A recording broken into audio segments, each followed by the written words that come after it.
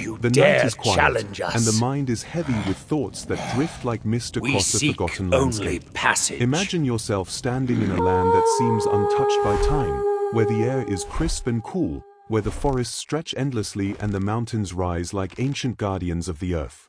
This is Scandinavia as it was long ago, a place where the imagination of people shaped the world around them into stories, stories of gods, of spirits, and of creatures that lurked in the shadowed places of the earth. Among them, none were more unsettling, more fascinating, or more deeply tied to the landscape than the trolls. Before the rush of modern life, before the noise of cities and electric light, the nights here were long and the winters endless.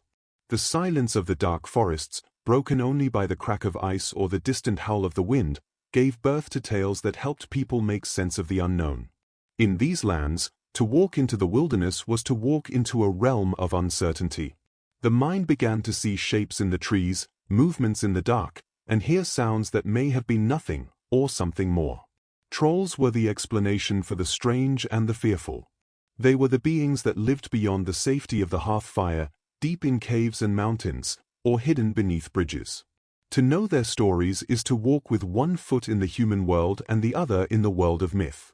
Tonight, as we settle into the calm rhythm of storytelling, we will walk gently into that half-lit world, allowing the presence of trolls to surround us like the shadows of the night. The Norse imagination was both rich and practical. People who lived close to the land felt every hardship of it, the harsh winters, the scarce food, the endless dark months. Out of this experience came beings that embodied both fear and respect for nature. Trolls were not just monsters to frighten children, though they certainly did that too. They were a reflection of the dangers of wandering too far, of straying from the village, of venturing into the mountains without care. To hear of trolls was to hear a warning, spoken in the voice of myth, reminding one of the fragility of human life against the vastness of nature. But trolls were not always simply evil. Their stories contained strangeness and complexity. Some were foolish and easily tricked. Others were wise and ancient, connected to the deep rhythms of the earth.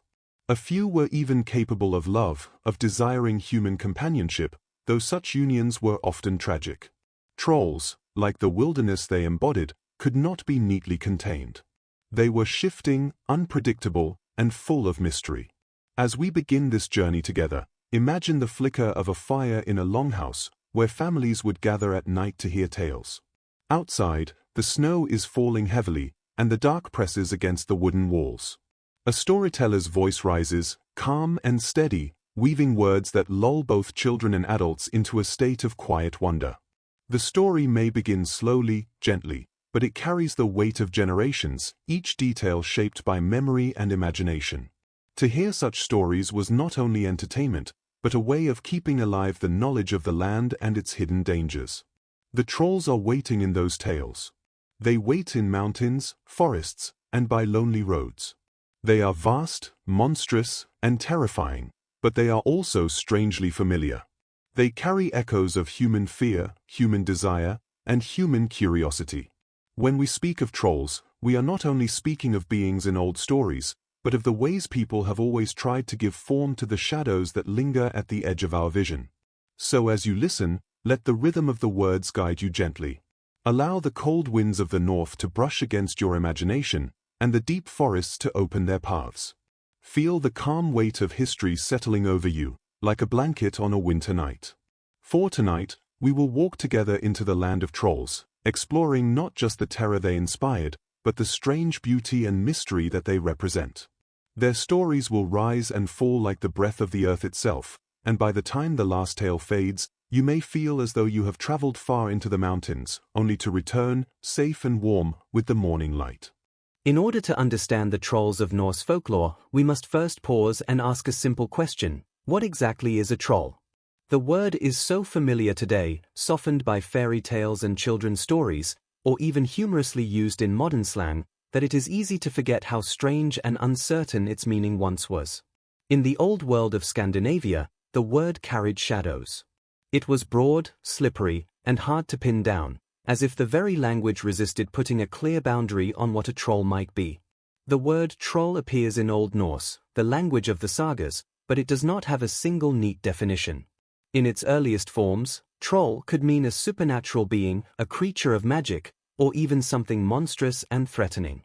In some contexts, it was used almost like a verb, describing acts of magic or witchcraft, as if to troll meant to conjure, to bewitch, or to perform something uncanny. The word reached across meanings, pointing to giants, spirits, and otherworldly powers, depending on how it was used. Over time, as folklore and storytelling traditions evolved, troll narrowed into a more specific type of creature, one that we imagine now as hulking, grotesque, and dwelling in the wilderness. But its roots suggest that it was once far more flexible and mysterious. The old texts, like the Prose Edda compiled by Snorri Sturluson, or the Poetic Edda, are not always consistent when they use the word. Sometimes trolls seem indistinguishable from the Jotnar, the giants who oppose the gods. In other cases, they are closer to spirits, beings that haunted lonely places or caused mischief in human lives. The sagas sometimes mention trollwives, or trollmen, without fully explaining what made them trolls rather than giants or witches. To the people who told these stories, there may not have been such strict divisions. A troll was not a creature with one fixed form, but a word used to capture whatever was frightening, uncanny, and beyond ordinary human understanding. As Christianity began to spread across the north, the word gained new associations. Trolls were spoken of as embodiments of darkness, chaos, and the devil's power. They became not only the strange figures of mountain tales, but symbols of opposition to the Christian God. This transformation helped shape the troll into a more fixed identity, a clear other in contrast to human society. Yet, in the quiet corners of folklore, they still remained ambiguous, capable of being many things at once. When we listen to the word today, we are hearing the echoes of centuries of change. In medieval ballads, a troll might be a monstrous knight who battles a hero. In rural folktales, a troll might be a lumbering giant who lives under a bridge and demands a toll. In some stories, the troll is hardly monstrous at all, but a strange, human-like being who simply lives apart from society, embodying the wilderness rather than civilization. The word itself seems to stretch and shift depending on the needs of the story. For those who lived in early Scandinavia, trolls were not just entertainment. They were explanations. To call something a troll was to give shape to fear, to put a name on something that resisted ordinary description. If a traveler vanished in the mountains, it might be said that trolls had taken them. If a storm destroyed a farm, it could be blamed on troll magic. The word was broad enough to encompass every misfortune, every strange sound in the night, every unease that lingered at the edges of human life. There is also a poetic richness to how the word appears in old kennings, those imaginative metaphors that Norse poets loved. A fierce warrior might be called a troll of battle, suggesting the terrifying strength of a troll. A dangerous sea could be described with troll imagery, hinting at the monstrous power lurking in the waves. This shows us that trolls were not merely creatures in a story, but symbols woven deeply into language itself, shaping how people thought about danger, strength, and the unknown. Over time, as the medieval world gave way to later centuries, the troll grew more recognizable. In Norwegian folktales collected in the 19th century, especially in the famous works of Asbjørnsen and Moe, trolls became stock characters of stories. They were enormous, ugly, often stupid, and always threatening. They lived in mountains and forests, they ate human flesh, and they fought against clever young heroes. This version of the troll is the one most of us know today, but it is important to remember that it is only one layer of a long history. When we step back and look at the full picture, the word troll becomes a window into the way people understood their world. It is a reminder that language often resists simple definitions, especially when it carries the weight of fear, imagination, and mystery. Trolls were never just one thing. They were giants, spirits, witches, monsters, and even metaphors for the power of nature itself. To say troll was to point toward whatever lived outside the safe circle of firelight, whatever could not be explained but could still be felt. And so, as we continue our journey into their world, we carry with us this sense of ambiguity. Trolls are not creatures locked in a single form, but beings of shifting identity, shaped by language, belief, and imagination. To hear the word in an old tale is to be reminded that the boundary between myth and reality was once much thinner, and that the shadows of the wilderness have always demanded names, even if those names are never fully certain. The world of trolls cannot be separated from the land in which their stories were born. To imagine them clearly, one must first step into the landscapes of ancient Scandinavia. The setting is not a gentle one. It is a land of extremes, where summer brings endless daylight and winter cloaks the earth in almost unbroken darkness. The land itself, carved by glacier and storms, has always been dramatic: towering mountains, deep fjords where the sea cuts into the land, thick forests that seem to have no end, and caves hidden in the cliffs. This geography is more than a backdrop, it is the very breath of the myths. For the people who told troll tales, the land was alive with mystery, and trolls were thought to dwell in the very bones of the earth. Picture the mountains of Norway, jagged and towering, their peaks lost in cloud.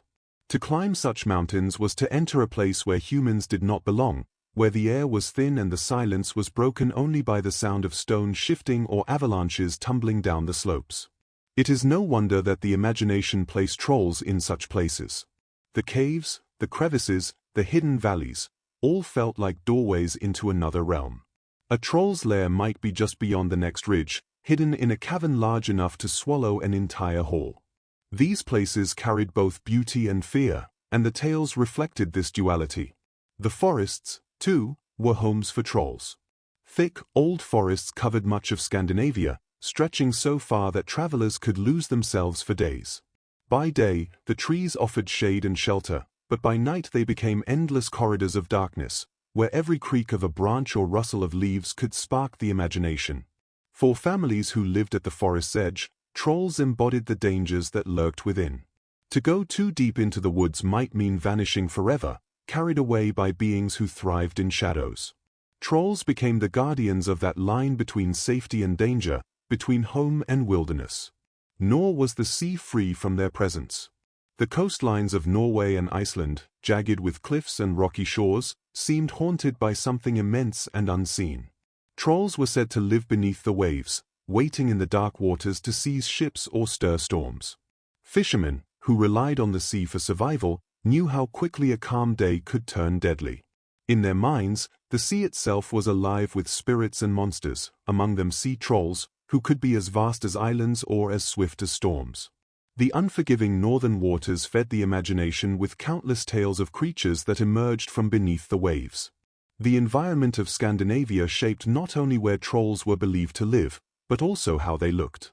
Many stories describe trolls as being like the mountains themselves, huge, rugged, with skin like stone and hair like tangled moss.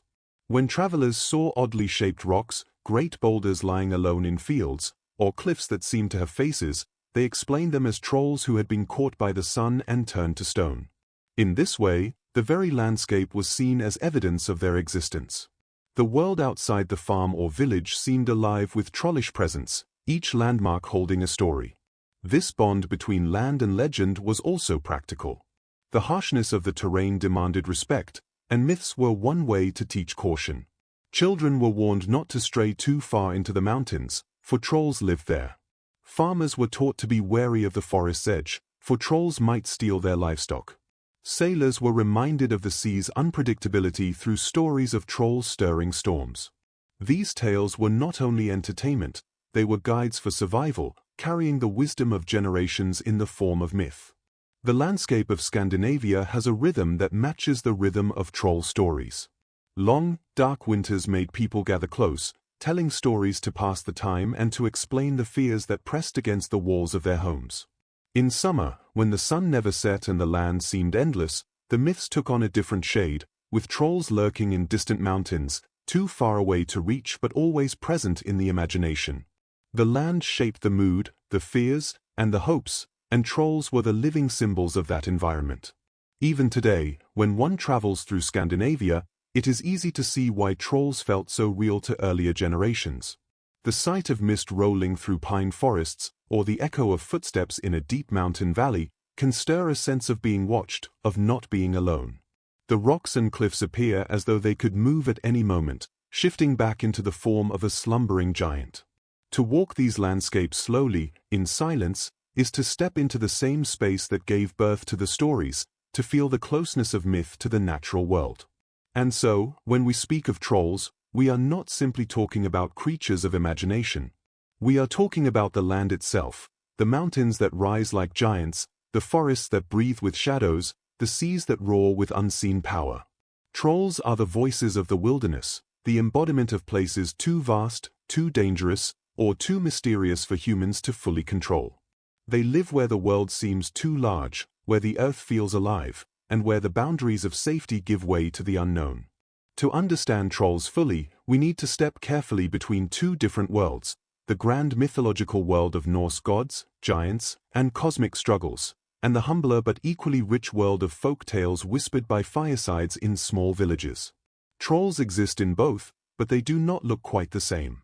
In one setting, they are almost indistinguishable from the mighty Jotnar, the giants who fought against the gods of Asgard. In the other, they are grotesque beings of the wilderness, sometimes foolish, sometimes cunning, but always dangerous to ordinary people. By tracing the contrast between these two traditions, we can see how trolls shifted and evolved over centuries, becoming both terrifying cosmic beings and familiar household nightmares. In the mythological texts, like the Poetic Edda and the Prose Edda, trolls appear less as distinct creatures and more as part of the wider family of beings opposed to the gods. The Jotnar, often translated simply as giants, embody primal chaos, the untamed forces of nature that threaten the divine order. Sometimes the word troll is used to describe them, or at least to describe monstrous aspects of their being. For example, certain giant women are called trollkona, or trollwives, suggesting beings of great magical power and frightening appearance. In these stories, trolls are not the dim-witted bridge-dwellers of later fairy tales, but embodiments of ancient power, woven into the great cosmic drama between order and chaos. Yet, while myth presented trolls as beings tied to cosmic battles, folklore gave them a more grounded, earthly presence. In the rural tales collected centuries later, trolls were brought closer to human life. They were no longer the vast enemies of gods, but the threatening neighbors who lived in the mountains beyond the farm or in the dark caves near the village. Their world was not the grand arena of Ragnarok, but the everyday struggles of farmers, shepherds, and children who might wander too far from home. Trolls became a way to explain the unexplainable, the sudden disappearance of a sheep, the strange illness of a child, or the echo of footsteps in a dark valley. The contrast is striking. Mythology gives us trolls who are almost indistinguishable from giants, beings of enormous size, supernatural strength, and magical power, who interact with gods and heroes in sagas. Folklore, on the other hand, strips them of their cosmic stage and sets them into the landscapes ordinary people knew well. In this transformation, trolls became more grotesque, more misshapen, sometimes comical, and often frightening. They were no longer symbols of the universe's chaos but of the dangers that lurk just beyond the circle of firelight. This shift also reflects a deeper cultural change. The grand myths of the Eddas were part of a poetic and aristocratic tradition, told and remembered among skalds, chieftains, and scholars. Folklore, however, lived among the common people, preserved in oral storytelling, lullabies, and warnings to children. It was in folklore that trolls came to life as the lumbering giants of later fairy tales, easily recognized and feared by everyone. This explains why in some stories trolls are terrifying beings with great magical power, while in others they are laughably dim, outwitted by clever farm boys or tricked into their own downfall. Both versions survived because they served different purposes. Myth gave meaning to the universe, while folklore gave meaning to daily life. Christianity also played an important role in shaping the difference between mythological trolls and folkloric trolls.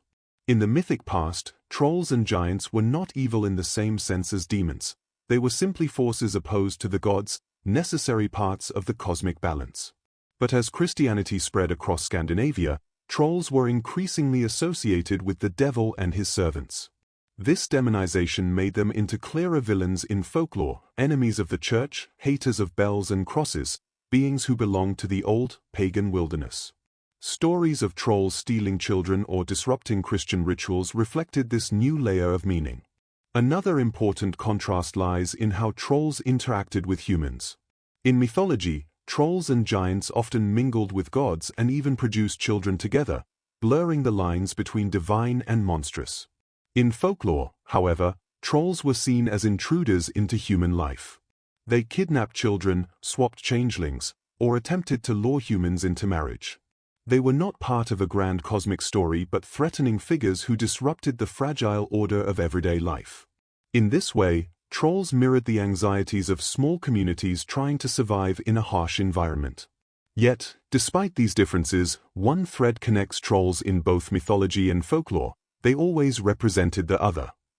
They lived outside the world of order, whether that order was defined by the gods of Asgard or by the Christian faith and the daily rhythms of village life. They stood for wilderness, danger, and mystery. This consistency made them endlessly adaptable, able to shift from myth to folktale without ever losing their core identity as beings beyond the safe world of humans. When we compare the mythological and folkloric trolls, we see not only different portraits of a creature but different ways of seeing the world. The mythological troll belongs to the vast theater of gods and cosmic struggles, a being of chaos to be overcome by order. The folkloric troll belongs to the intimate world of hearth and farm, a menace that explains the bumps in the night and the fears of losing what is precious. Together, they form a full picture of how people across centuries use story to face the unknown. And so, as we walk forward into these tales, we carry both versions with us: the troll of myth, towering and magical, and the troll of folklore, grotesque and menacing in the forests and hills. Both live side by side in the imagination, and both remind us of the ways people have always given shape to fear. The trolls of the Eddas may dwell in the halls of giants, while the trolls of folktales crouch beneath bridges, but they are born of the same impulse: to explain the shadows, and to give form to the mystery that surrounds human life. When people of the Old North spoke of trolls, they often described them in ways that made them both vividly real and strangely elusive. Unlike gods or heroes, trolls did not have one single, fixed form.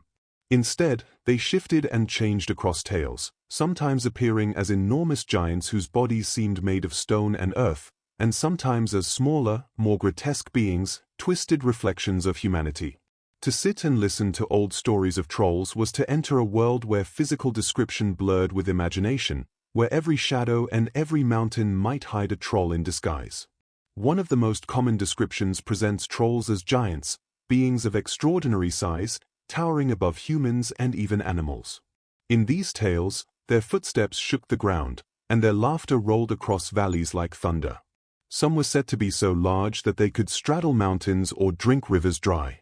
This image of vast, mountain-sized trolls connected them directly to the landscapes around the people who believed in them.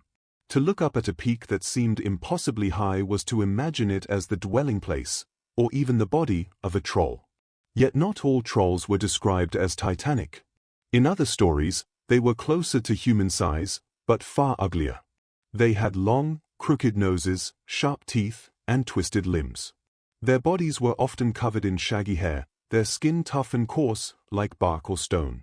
Some had multiple heads, a detail that appears in many Norwegian folktales, where trolls with 3, 5, or even 7 heads threatened heroes. These grotesque trolls were frightening not only because of their size or strength, but because of how alien and unnatural they seemed, blending the familiar form of a human body with monstrous exaggerations. Interestingly, trolls were not always described as hideous. A strand of folklore speaks of trolls who could appear beautiful, especially troll maidens. These figures were sometimes indistinguishable from humans, at least until their true nature was revealed. The beauty of a troll maiden could lure men into danger, drawing them into marriages or bargains that ended badly. But even in beauty, there was always something slightly off, an odd look in the eyes, or a sudden change of form. This duality of trolls, sometimes monstrous, sometimes alluring, made them especially unsettling. They were not confined to one image, and so they could never be entirely trusted. Beyond appearance, trolls were often linked to nature itself. Their bodies seemed to carry the qualities of the environments they lived in. Mountain trolls had skin like rock, forest trolls were covered in moss and leaves, and sea trolls were damp and barnacle-covered, their breath smelling of salt and seaweed. This blending of troll and landscape reinforced the idea that they were not merely creatures within nature, but embodiments of it. Trolls were the wilderness given form, dangerous and untamed, yet inseparable from the natural world that surrounded human settlements. The nature of trolls was also defined by their behavior. They were usually portrayed as hostile to humans, greedy for flesh, wealth, or power. Many tales describe them as cannibals, eager to devour any person foolish enough to wander into their territory. They were said to have terrible tempers, quick to anger if disturbed, and relentless in pursuing those who wronged them. Yet for all their strength, they were also often described as slow-witted. Folk tales repeatedly show trolls being tricked by clever peasants, their own pride or stupidity leading to their downfall. This mixture of menace and foolishness made them both terrifying and, at times, almost comical. Despite their brute strength, trolls were vulnerable in peculiar ways. The most famous of these weaknesses was sunlight. Trolls could not bear the rays of the sun, and if caught outside at dawn, they would be turned to stone. This motif explains why so many striking rock formations across Scandinavia were believed to be petrified trolls. A looming cliff, a solitary boulder in a field, or a line of jagged stones might all be pointed out as once-living trolls, frozen forever by the rising sun. This weakness symbolized the contrast between the darkness they embodied and the order and clarity of light. Another feature of their nature was their magical power. Trolls were not merely strong, they were also cunning in the ways of sorcery. Some could shapeshift, taking on the form of animals or even disguising themselves as humans. Others were said to command storms, summon darkness, or curse those who crossed them. Troll magic was a reflection of their otherness, their connection to forces beyond ordinary human control. In some tales, their powers were formidable, in others clumsy, but always mysterious. At times, trolls were not solitary monsters but members of families or even larger groups. Folk tales describe troll communities, with troll parents, children, and entire households hidden deep within mountains. These stories added another layer to their nature, portraying them not simply as beasts but as beings with their own kind of society, alien though it was. Troll families could be quarrelsome and cruel, but they also reflected a distorted mirror of human life. Their weddings, feasts, and arguments echoed the familiar patterns of human behavior, only darker and stranger. The unpredictability of trolls was perhaps their most consistent feature. They could be giants or grotesque dwarfs, foolish or cunning, solitary or communal, terrifying or strangely alluring. Their forms and behaviors shifted depending on the tale, and this very slipperiness made them powerful figures in the imagination. They could embody whatever fear was most pressing: the fear of the wilderness, the fear of strangers, the fear of being outwitted, or the fear of losing what one held dear. Trolls were not fixed monsters but reflections of human anxieties, always changing, always looming in the background of life. To listen to stories of trolls was to be reminded of the fragile boundary between human safety and the vast unknown. Their appearance and their nature were never entirely stable, just as the world itself was full of uncertainty. Whether they were described as hulking giants or sly tricksters, trolls were always beings of shadow, creatures that belonged to the edge of the known world.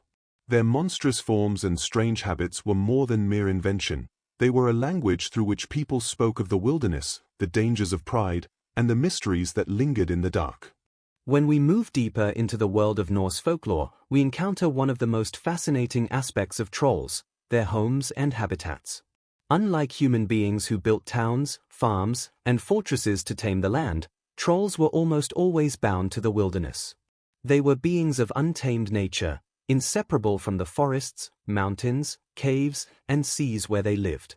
To understand trolls, one must first understand the settings that gave them life, because in many ways, the landscape itself shaped their character. In fact, to the Old Norse imagination, certain parts of the land seemed so wild, so unwelcoming, that they could not possibly belong to men or gods. Those places belonged to trolls. One of the most common dwellings for trolls was the mountain. Mountains, with their towering heights, sheer cliffs, and hidden caves, were the perfect homes for beings as vast and untamed as trolls. Many stories describe trolls as mountain dwellers, lurking inside caverns or behind rocky slopes, emerging at night to hunt or to pursue unlucky travelers. Some folktales even suggest that entire troll families lived within the heart of the mountains, their halls glittering with stolen treasure. To people who looked up at the jagged peaks of Norway or Iceland, it was not hard to imagine that these brooding formations concealed enormous beings within. Even more striking was the belief that some trolls were the mountains themselves, their bodies turned to stone by the sunlight, becoming permanent features of the landscape. Thus, the very land seemed alive with troll presence. Forests, too, were thought to belong to trolls. Unlike the cultivated fields where humans grew crops, the deep woodlands were mysterious, shadowy, and filled with dangers. In Scandinavian tales, trolls of the forest often appeared more animalistic, with moss-covered bodies, tangled hair, and movements that were both clumsy and predatory. They stalked the underbrush, watching over hunters and woodcutters who strayed too far from the village. The creaking of branches, the rustling of leaves, or the sudden silence of birds could all be signs that a troll was near. For those living in wooden houses surrounded by miles of untamed forest, it was easy to imagine that enormous, shaggy beings were hiding just beyond the tree line, watching with slow, hungry patience. Beyond mountains and forests, caves were particularly important in troll lore. Caves represented a boundary between the known and the unknown. They were dark, cold, and seemingly endless, swallowing light and sound. Trolls were said to dwell inside these rocky shelters, where fires smoked and echoes carried strange noises. Many stories tell of heroes who entered caves to confront trolls, always with the risk of being trapped inside by collapsing rocks or the troll's sheer strength. The cave was a fitting home for trolls because it symbolized danger and hidden power, a place where few dared to go. Even today, certain caves in Norway bear names that link them to trolls, carrying the memory of these ancient fears. The sea and its coastal cliffs also carried associations with trolls. Some stories tell of sea trolls, vast creatures with barnacle-covered skin, who emerged from the deep to snatch sailors or drag ships beneath the waves. The crashing of the surf against jagged rocks was often described as the roar of a troll, and the sea's unpredictability mirrored the nature of these beings, sometimes calm, sometimes violent, but always dangerous. In Icelandic sagas, sea trolls appear as monstrous beings encountered by fishermen or travelers crossing the ocean. The immense power of the sea, untamable and mysterious, made it a natural setting for trolls in the imagination of coastal communities. Another setting tied to trolls was the lonely boulder or the strange rock formation that stood out in a field or valley. For people of earlier times, these natural features demanded explanation. Why would a massive stone lie in the middle of farmland, with no sign of how it got there? The answer, of course, was trolls. Many believed such stones were weapons hurled by trolls in anger, or that they were trolls themselves, caught by the sun. These stones became landmarks of story, each carrying with it a tale of an ancient troll frozen in place. Thus, even the most ordinary landscapes could be transformed into sites of myth. It is important to note that trolls did not live in bustling villages or organized societies like humans. Their homes reflected their nature, isolated, dangerous, and far from civilization. The wilderness was their domain, and to wander too deep into it was to risk an encounter with these beings. For the Norse people, who lived so close to nature and relied on it for survival, the idea of trolls guarding the wild places made perfect sense. It was both a warning and an explanation, reminding listeners of the dangers that awaited them beyond the safety of the hearth. The association of trolls with particular places also gave rise to local legends. A certain mountain might be said to be the lair of a notorious troll. A cave could be avoided because it was believed to house a troll family. Villagers told stories of hunters who vanished in the woods, their disappearance explained as the work of trolls. In this way, the geography of Scandinavia became a living map of myth, where every striking landmark had a story tied to it. The land itself was not silent, it spoke through tales of trolls. The homes of trolls also reinforced their symbolic role. Trolls were creatures of the untamed, the raw, the uncultivated. They lived in places where humans could not easily survive, mountains too steep to farm, forests too dense to tame, seas too wild to control. In this way, trolls stood as reminders of humanity's limits. They marked the boundaries between safety and danger, civilization and wilderness. When people spoke of trolls in their mountains or woods, they were also speaking of the forces of nature that lay beyond their control. Even today, as travelers walk through Norway's fjords, gaze up at Iceland's cliffs, or wander into pine forests, the old associations linger. Guides still point to rock formations with names like Troll's Tongue or Troll's Peak, keeping alive the belief that the land itself is shaped by these ancient beings. The homes of trolls are not merely settings for old stories, they are enduring symbols that tie myth to the physical world, ensuring that every mountain and forest carries a whisper of legend. Trolls were not only known for their strange forms and eerie homes, they were also remembered for their powers, abilities, and the unnatural gifts that set them apart from ordinary beings. In the folktales of Scandinavia, trolls were more than hulking brutes. They were tied to the forces of magic, deception, and strength in ways that made them deeply unsettling. To speak of trolls was to speak of creatures who could not only harm with their claws or fists, but also with tricks of sorcery, curses, and powers drawn from the wild places they called their own. Perhaps the most enduring power attributed to trolls was their immense physical strength. Even the smallest of them were said to be far stronger than any human, able to lift boulders, uproot trees, or crush a man with a single blow. In some stories, a troll might hurl massive stones across valleys, leaving behind the scattered boulders that dot the Scandinavian landscape. Others were described as tearing apart houses or snapping ships in half with their hands. This strength made them almost impossible to defeat in direct combat. For heroes and peasants alike, the only hope was often to rely on cunning rather than force, because no sword alone could truly match the power of a troll's arm. Yet trolls were not simply creatures of brute force. They also possessed magical abilities, often strange and unpredictable. Shape-shifting was one of the most commonly mentioned. Trolls could take on different forms, disguising themselves as animals or even as humans. A troll might appear as a bear to terrify intruders, or as a beautiful woman to lure an unsuspecting man. In some tales, they could even vanish into thin air, becoming invisible when they wished to stalk their prey. This power of transformation reflected their deep connection to the mystery of the wilderness, always changing, always hiding something beneath the surface. Closely tied to this was their ability to cast illusions. Trolls could make travelers believe they were walking in circles, cause them to hear voices that weren't really there, or make food and drink appear where there was none. Such powers made the forests and mountains seem even more dangerous, because one could never be sure if what they saw was real. A safe path might twist into danger, and a friendly face might reveal itself to be the mask of a troll. Illusion magic in troll folklore served as a reminder that the wild was a place of confusion, where human senses could not always be trusted. Another power often mentioned was the troll's skill with curses.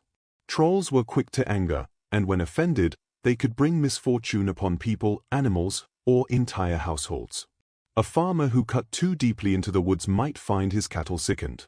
A villager who mocked a strange-looking woman at night might wake to find his crops ruined. In these tales, trolls acted almost like embodiments of bad luck, their curses explaining sudden disasters that struck without warning. At the same time, such stories served as cautionary lessons, teaching people to tread carefully and respectfully in the world beyond their homes. Trolls were also believed to control natural forces. Some stories speak of trolls calling down storms, whipping up fierce winds, or causing floods. Others describe them as keepers of hidden fire or masters of the night. Their presence was often associated with thunder, lightning, or the howling of the wind.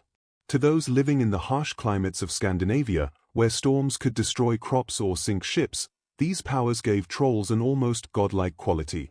They were not merely inhabitants of the wilderness, they were forces of the wilderness itself. At times, trolls were described as possessing great knowledge of runes and hidden wisdom. This was not always used for good. Their wisdom was often twisted, secret, and dangerous. A troll might know the way to find buried treasure, or the hidden paths through the mountains, but anyone seeking such knowledge risked falling into their traps. Trolls were said to guard secrets that humans were not meant to uncover, and even when they shared what they knew, the outcome was often grim. Their intelligence was not the wisdom of the gods but a darker, more selfish kind, hoarded knowledge, used for trickery or bargaining. Despite these great powers, trolls were not invincible. Their gifts often came with weaknesses. The most famous of these was their vulnerability to sunlight. No matter how strong or cunning, a troll caught in the first rays of dawn would turn to stone. This weakness not only gave humans a way to defeat them but also explained the many strange rock shapes scattered across the land. Their other weakness was their own foolishness. Many stories emphasize how trolls, despite their strength and magic, were easily tricked. A clever farmer or a brave child might outwit them with riddles, flattery, or clever lies. This balance between power and stupidity gave folklore its tension. Trolls were terrifying, but not unbeatable. In the end, the powers of trolls reflected the fears and mysteries of the people who told their stories. Strength symbolized the raw danger of nature. Shape-shifting and illusion reflected the way the wilderness could change suddenly, hiding dangers where none were seen before. Curses embodied the misfortunes that could strike without reason, while weather control explained the violent storms that shaped life in the north. Even their weakness to sunlight symbolized the contrast between chaos and order, between the shadows where trolls thrived and the clarity of day where their power faded. To speak of troll abilities, then, is to recognize that they were not merely monsters of flesh and blood. They were creatures of fear itself, carrying the powers that people most dreaded: the storm, the darkness, the illusion, and the curse. In every story, their powers served as a reminder of how small and vulnerable human beings could feel against the wildness of the world. And yet, the tales also gave hope, showing that cleverness and courage could triumph even against the most magical of foes. Trolls, for all their strength, strangeness, and mystery, were not beings that existed in isolation from human imagination. The old tales are filled with encounters between trolls and people, and these interactions are some of the most fascinating parts of Norse folklore. To the people who told these stories, trolls were never far away. They lived just beyond the edge of the field, at the top of the mountain, or in the dark woods across the river. And because of this closeness, stories about trolls often took the form of warnings, adventures, or lessons, showing what could happen when humans and trolls crossed paths. One of the most common ways trolls and humans interacted was through danger. Trolls were often portrayed as predators who sought to harm or consume humans. Many stories describe peasants or travelers being chased by trolls after venturing too far into their territory. Sometimes, these stories end with the human being devoured or carried away. Other times, the human escapes by outwitting the troll. A classic example is the tale of the three billy goats Gruff, where a troll waits beneath a bridge, demanding a toll of flesh from those who try to cross. Though the tale has been softened into a children's story today, its roots are much darker, reflecting the fear of traveling alone in wild places where danger might be lurking just out of sight. Another frequent theme in troll or human encounters is kidnapping. Trolls were believed to steal people, especially children and young women. Folklore speaks of infants swapped at birth, where a troll child, a changeling, was left in the cradle while the human baby was carried off to live in the mountains. These changeling tales reflect deep anxieties of the past, the loss of children to illness, the sudden changes in behavior that people did not understand, or the fear of forces beyond human control taking away what was most precious. The fear of abduction was not limited to children. Young women were often described as being taken by trolls as unwilling brides. In such stories, the girl might be rescued by her family, or in some cases, she might remain in the troll's hall, caught between two worlds. Not all troll or human interactions, however, were purely violent. In many tales, trolls struck bargains with humans. A farmer might promise his soul, or his livestock, in exchange for wealth or protection. A wanderer might stumble upon a troll who offered a deal in exchange for food or shelter. These bargains were always dangerous, for trolls were known to twist words or exploit weaknesses. Yet the stories of deals with trolls highlight a truth about life in the past. People often felt powerless against the forces of nature and fate, and the idea of bargaining with something larger and stronger, even if dangerous, was a way to imagine control. There are also stories in which trolls were not merely enemies but figures of uneasy coexistence. Some folktales describe trolls living near villages, where they were avoided but not always attacked. They might demand tribute or steal livestock, but they were also seen as part of the landscape, dangerous neighbors who could not simply be ignored. In these tales, the relationship between humans and trolls becomes less about conquest and more about negotiation, showing the tension between settled communities and the wilderness around them. One of the most enduring aspects of troll or human encounters is the role of trickery. Trolls were powerful but often foolish, and humans who survived encounters with them often did so through wit. Folktales describe peasants tricking trolls into staying out past sunrise, so that the first rays of dawn turned them to stone. Others tell of clever farmers who convince trolls to perform impossible tasks, or of children who escaped by confusing their pursuers with riddles. This theme, of the weak outsmarting the strong, was deeply comforting to those who heard these stories. It reminded them that no matter how powerful the troll seemed, human intelligence and quick thinking could prevail. At the same time, some stories emphasized the danger of arrogance when dealing with trolls. A man who thought himself too clever might end up outwitted instead, or a family that failed to respect the presence of trolls might suffer curses and misfortune. In this way, the stories carried moral lessons, warning listeners not only of the dangers outside the village but also of pride, greed, and carelessness. These encounters also had a deeply symbolic meaning. Trolls represented the unknown, the untamed, the dangerous aspects of the world. To meet a troll in a story was to face forces beyond one's control: illness, death, hunger, or disaster. By telling stories of humans surviving these encounters, sometimes by luck, sometimes by wit, sometimes by the help of others, people found a way to give shape to their fears. The story itself became a way of coping, a reminder that even in the face of great danger, survival was possible. Interestingly, there are also a few tales where trolls show kindness or curiosity toward humans. In some Norwegian stories, trolls might lend tools or even give gifts, though usually at a price. In other cases, they might show a kind of rough respect to those who treated them fairly. These rarer tales suggest that trolls were not entirely seen as mindless monsters, but as beings with their own strange sense of justice. Such stories remind us that in folklore, even the most frightening creatures can have moments of ambiguity. Through all these varied encounters, whether violent, deceptive, or strangely cooperative, trolls became figures that shaped the way people thought about the boundaries of their world. They stood as reminders that life beyond the hearth was filled with danger, but also with possibilities for courage and cleverness.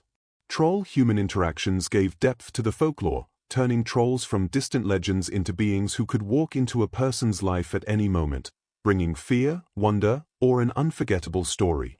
Among the many beliefs about trolls, one of the most haunting and enduring is the idea of changelings. These stories tell of troll children left in human households, while the human child is taken away into the dark halls of the trolls. Few ideas in Norse folklore stirred as much fear or sorrow as this one. It was not the threat of being devoured in the forest, nor the danger of stumbling across a troll in the mountains, but the quiet terror of losing a child within one's own home, replaced by something strange and uncanny. Changelings gave voice to one of the deepest anxieties of life in the old world, the fear of losing what is most precious without any explanation at all. The changeling tale usually begins with a young child, often an infant, who suddenly becomes strange.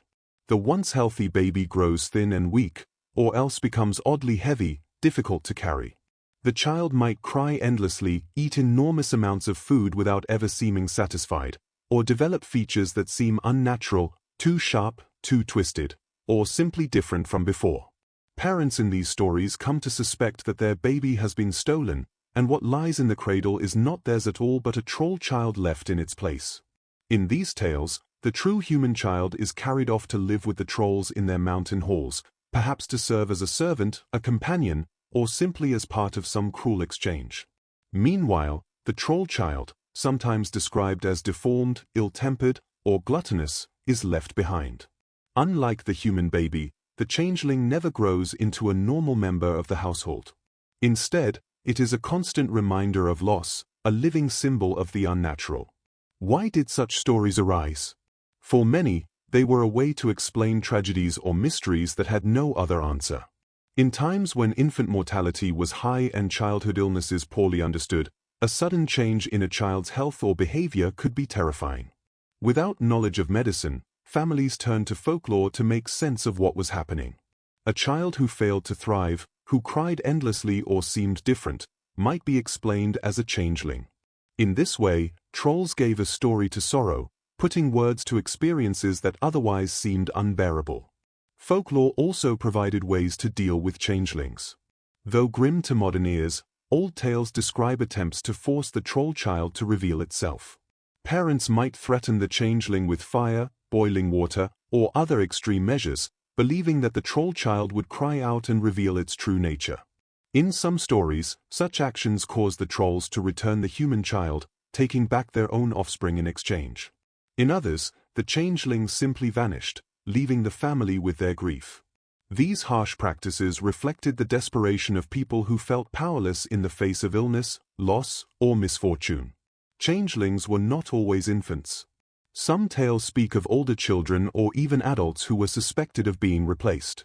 If someone behaved in strange, unnatural ways, if they were unusually mischievous, or if they displayed abilities beyond the ordinary, they might be accused of being a changeling.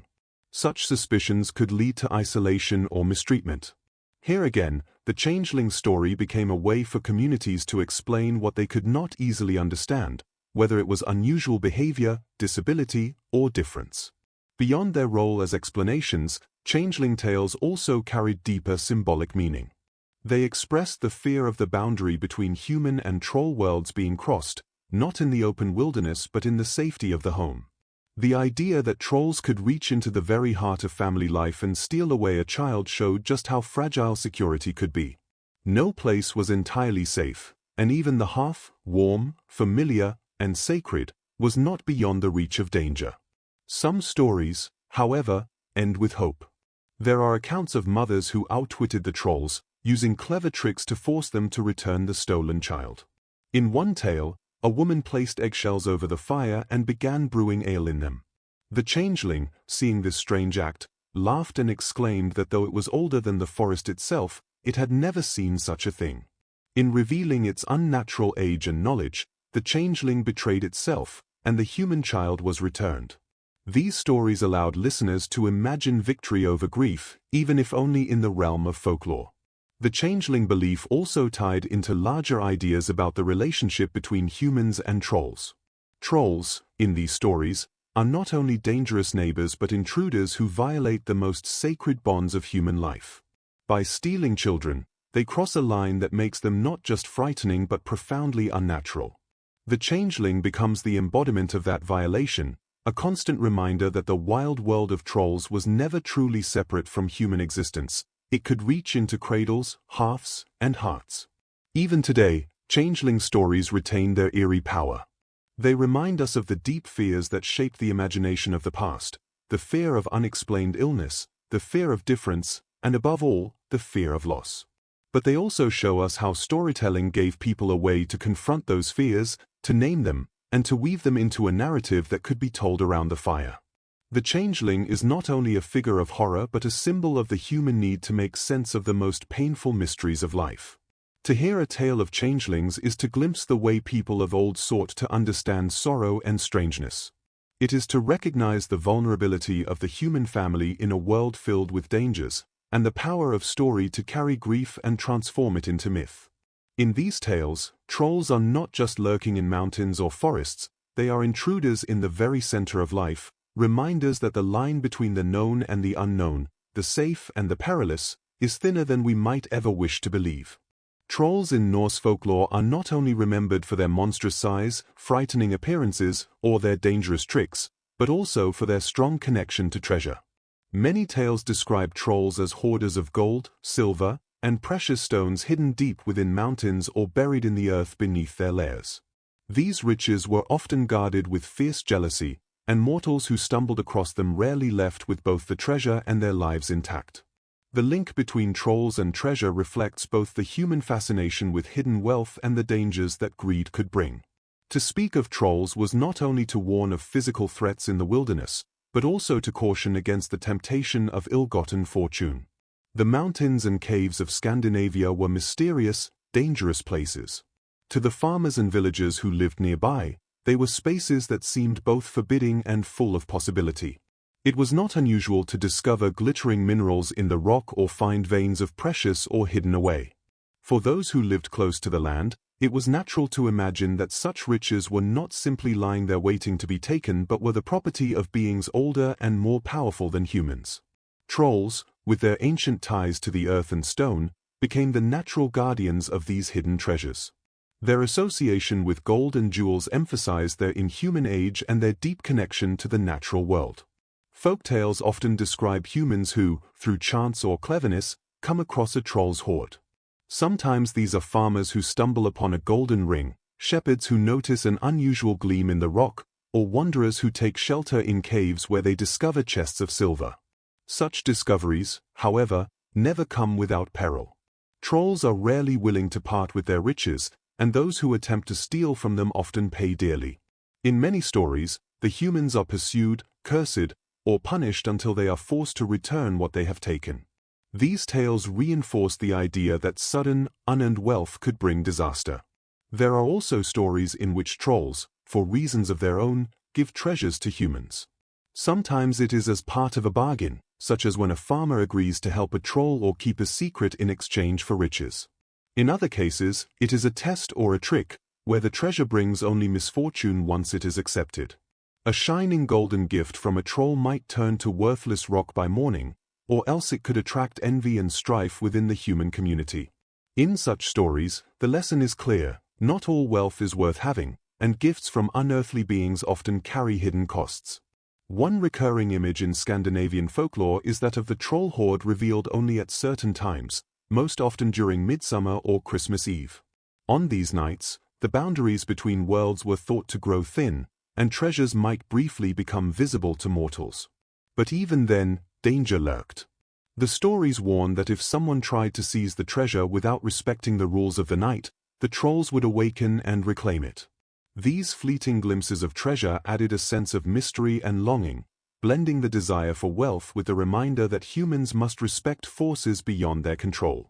The symbolism of troll treasures runs deeper than material wealth. Gold in folklore is often a symbol of desire, temptation, and even spiritual danger. In many traditions, unearned riches are seen as cursed or corrupting, drawing misfortune to those who seek them. Trolls, as keepers of hidden treasure, embody this idea perfectly. They hold the wealth of the earth, but that wealth is not meant for mortals to enjoy freely. In this way, trolls act almost like guardians of balance, reminding people that greed could upset the natural order. Another important layer is the way these stories reflect the real experiences of people in ancient Scandinavia. Mining was a dangerous and mysterious occupation, and those who dug deep into the earth faced darkness, collapse, and poisonous air. To explain these dangers, it was natural to imagine trolls lurking in the caverns, punishing those who dared to intrude. In this sense, trolls were not just imagined as supernatural beings but as reflections of the real risks faced by those who sought wealth beneath the ground. Interestingly, troll treasures are sometimes described as cursed in a very specific way. A human might seize a handful of gold, only to discover later that it has turned into stone. Others might find that the wealth they won causes quarrels and violence among their kin, leading to ruin rather than prosperity. These details reveal a deep moral lesson: fortune gained by greed or theft will not bring happiness.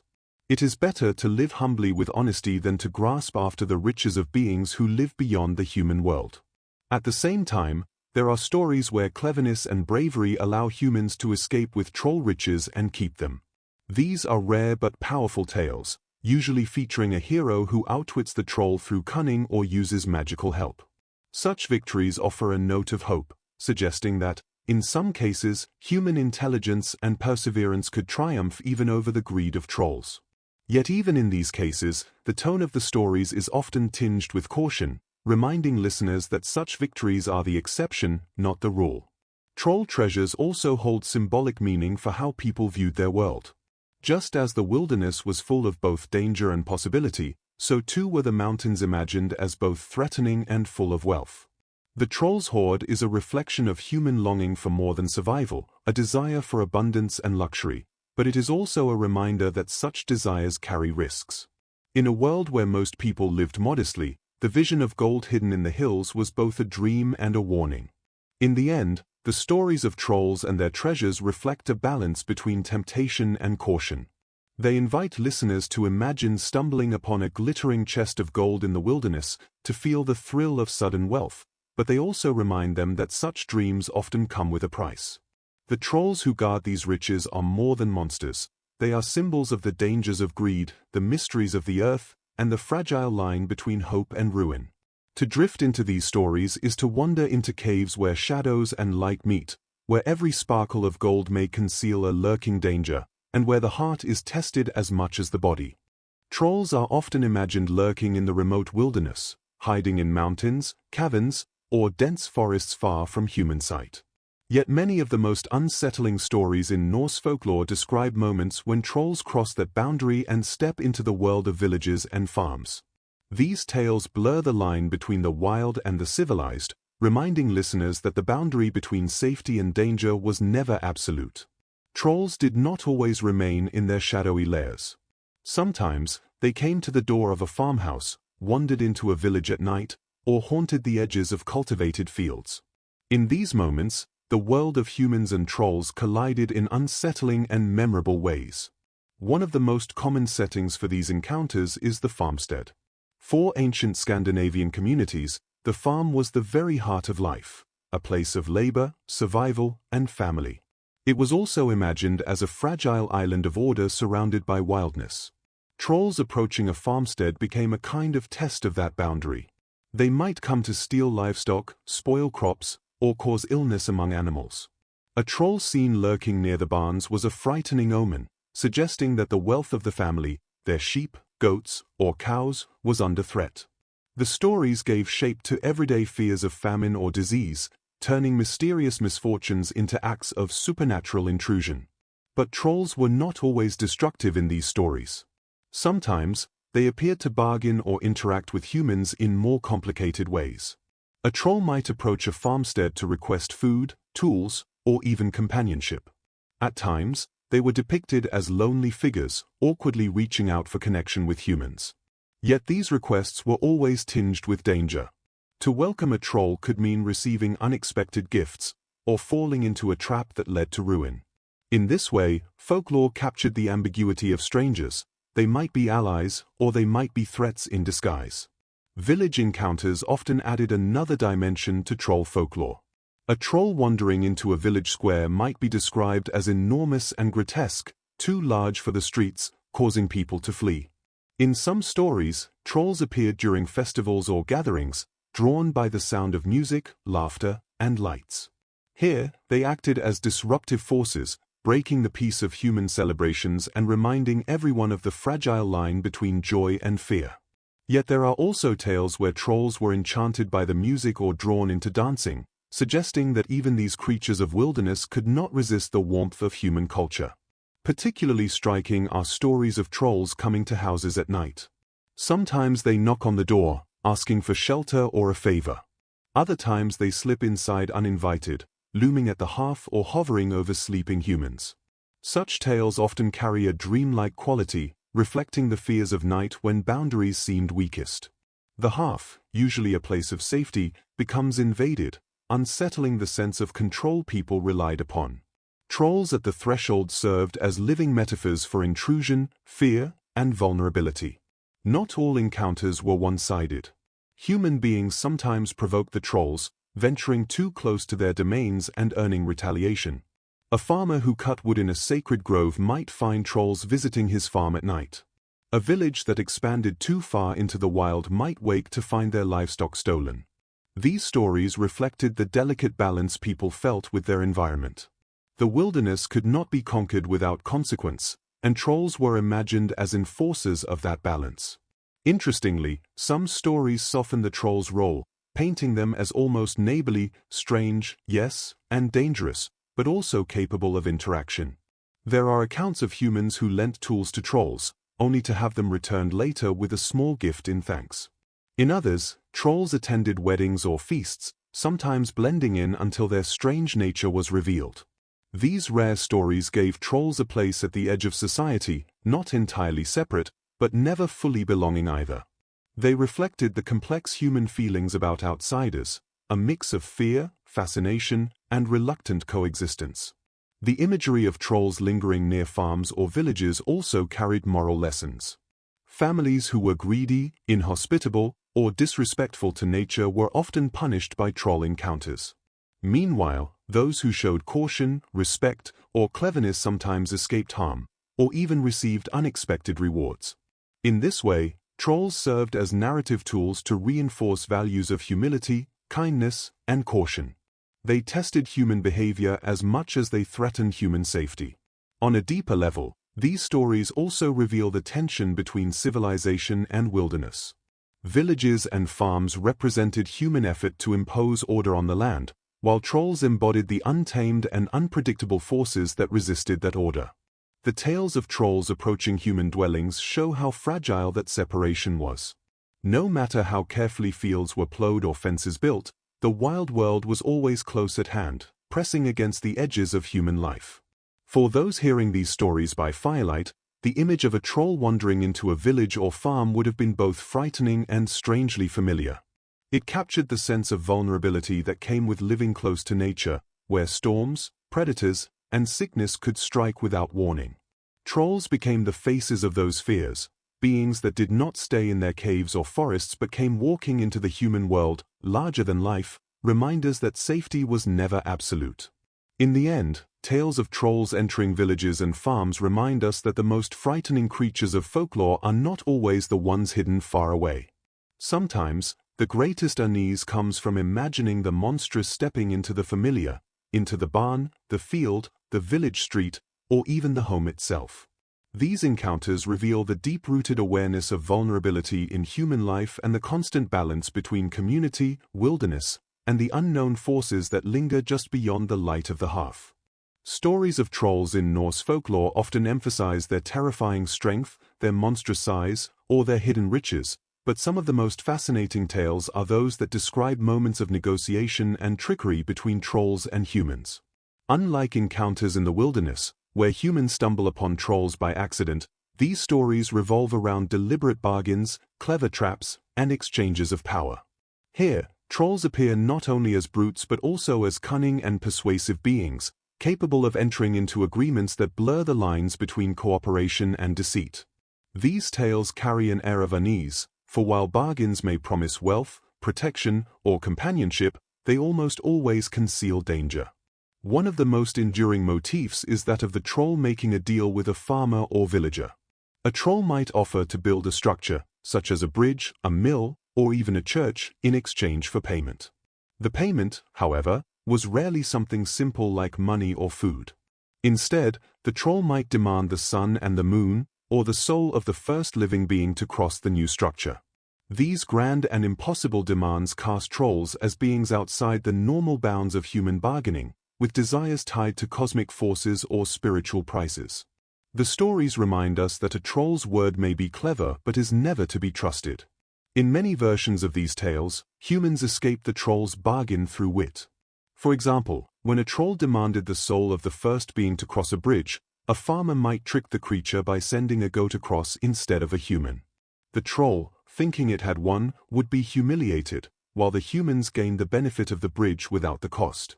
Such stories highlight the importance of intelligence over brute strength, offering reassurance that even the mightiest troll could be outwitted by cleverness. Marriage bargains between trolls and humans are another unsettling theme. Trolls sometimes appear in tales seeking human brides or grooms. In these stories, a troll might fall in love, or at least desire, the beauty and vitality of a human, and offer wealth, safety, or magical gifts in exchange for marriage. Yet these unions are usually portrayed as dangerous, for marrying a troll means leaving behind the human world and entering the strange, often oppressive realm of the troll family. The bride might be showered with riches but also trapped in darkness, isolated from her kin and forced to raise half-human children in a cold and alien home. Some versions soften this motif, describing marriages that, while strange, are not wholly destructive. A troll wife might bring prosperity to a farm, or a troll husband might give his human wife jewels beyond imagination. Yet even in these accounts, there is always a lingering sense of unease. Trolls are never entirely trustworthy partners, and sooner or later, the bargain usually unravels. Often, the human escapes or tricks the troll into releasing them, leaving behind the riches and returning to the safety of human life. These stories suggest that while trolls might desire human connection, the gap between their worlds is too vast to bridge. Trickery runs through nearly every account of troll bargains. Trolls themselves are often tricksters, using riddles, illusions, or false promises to get what they want. They might offer to heal an illness, guide a traveler, or protect a village, but their true aim is usually to trap humans into a binding promise. At the same time, Humans in these stories are often tricksters too. A clever peasant or resourceful hero might use wordplay, misdirection, or even sheer boldness to turn the troll's own cunning against it. These battles of wits gave listeners a sense of satisfaction, offering the comforting thought that trolls, despite their power, were not invincible. Underlying all these tales is a strong moral current. The stories of troll bargains often serve as warnings against greed, arrogance, or recklessness. A farmer who agreed too quickly to a troll's offer might find himself cursed or enslaved. A villager who sought riches through trickery might end up with nothing but grief. On the other hand, those who acted with patience, respect, or cleverness often emerged unscathed. The trolls in these stories function almost like moral tests, their bargains exposing the strengths or weaknesses of human character.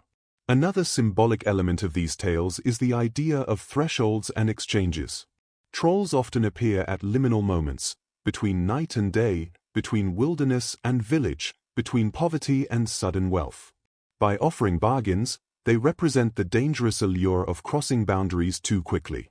A promise of sudden prosperity, a miraculous structure, or an unearthly marriage carries with it the risk of stepping out of the human world and into the realm of the uncanny. In this sense, trolls personify the dangers of shortcuts, warning listeners that easy gains often conceal terrible costs.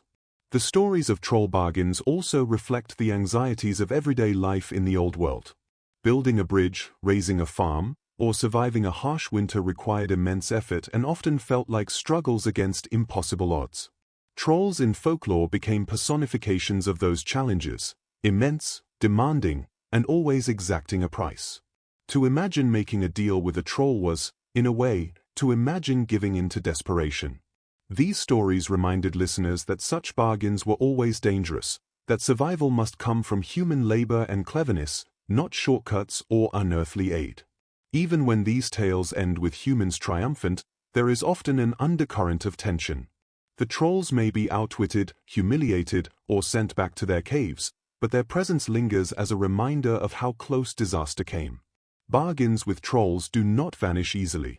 They live on in memory, whispered in warnings around the fire, be cautious, be clever, and never forget that trolls may offer more than they are willing to give. Through these stories of bargains, marriages, and trickery, trolls emerge as more than simple monsters. They are complex figures who test human wisdom, patience, and morality. They tempt, deceive, and challenge, embodying both the allure and the danger of stepping beyond the safe bounds of human life. Listening to such tales is not only to hear of monsters and tricksters but also to reflect on the choices humans make when faced with temptation, fear, and the unknown.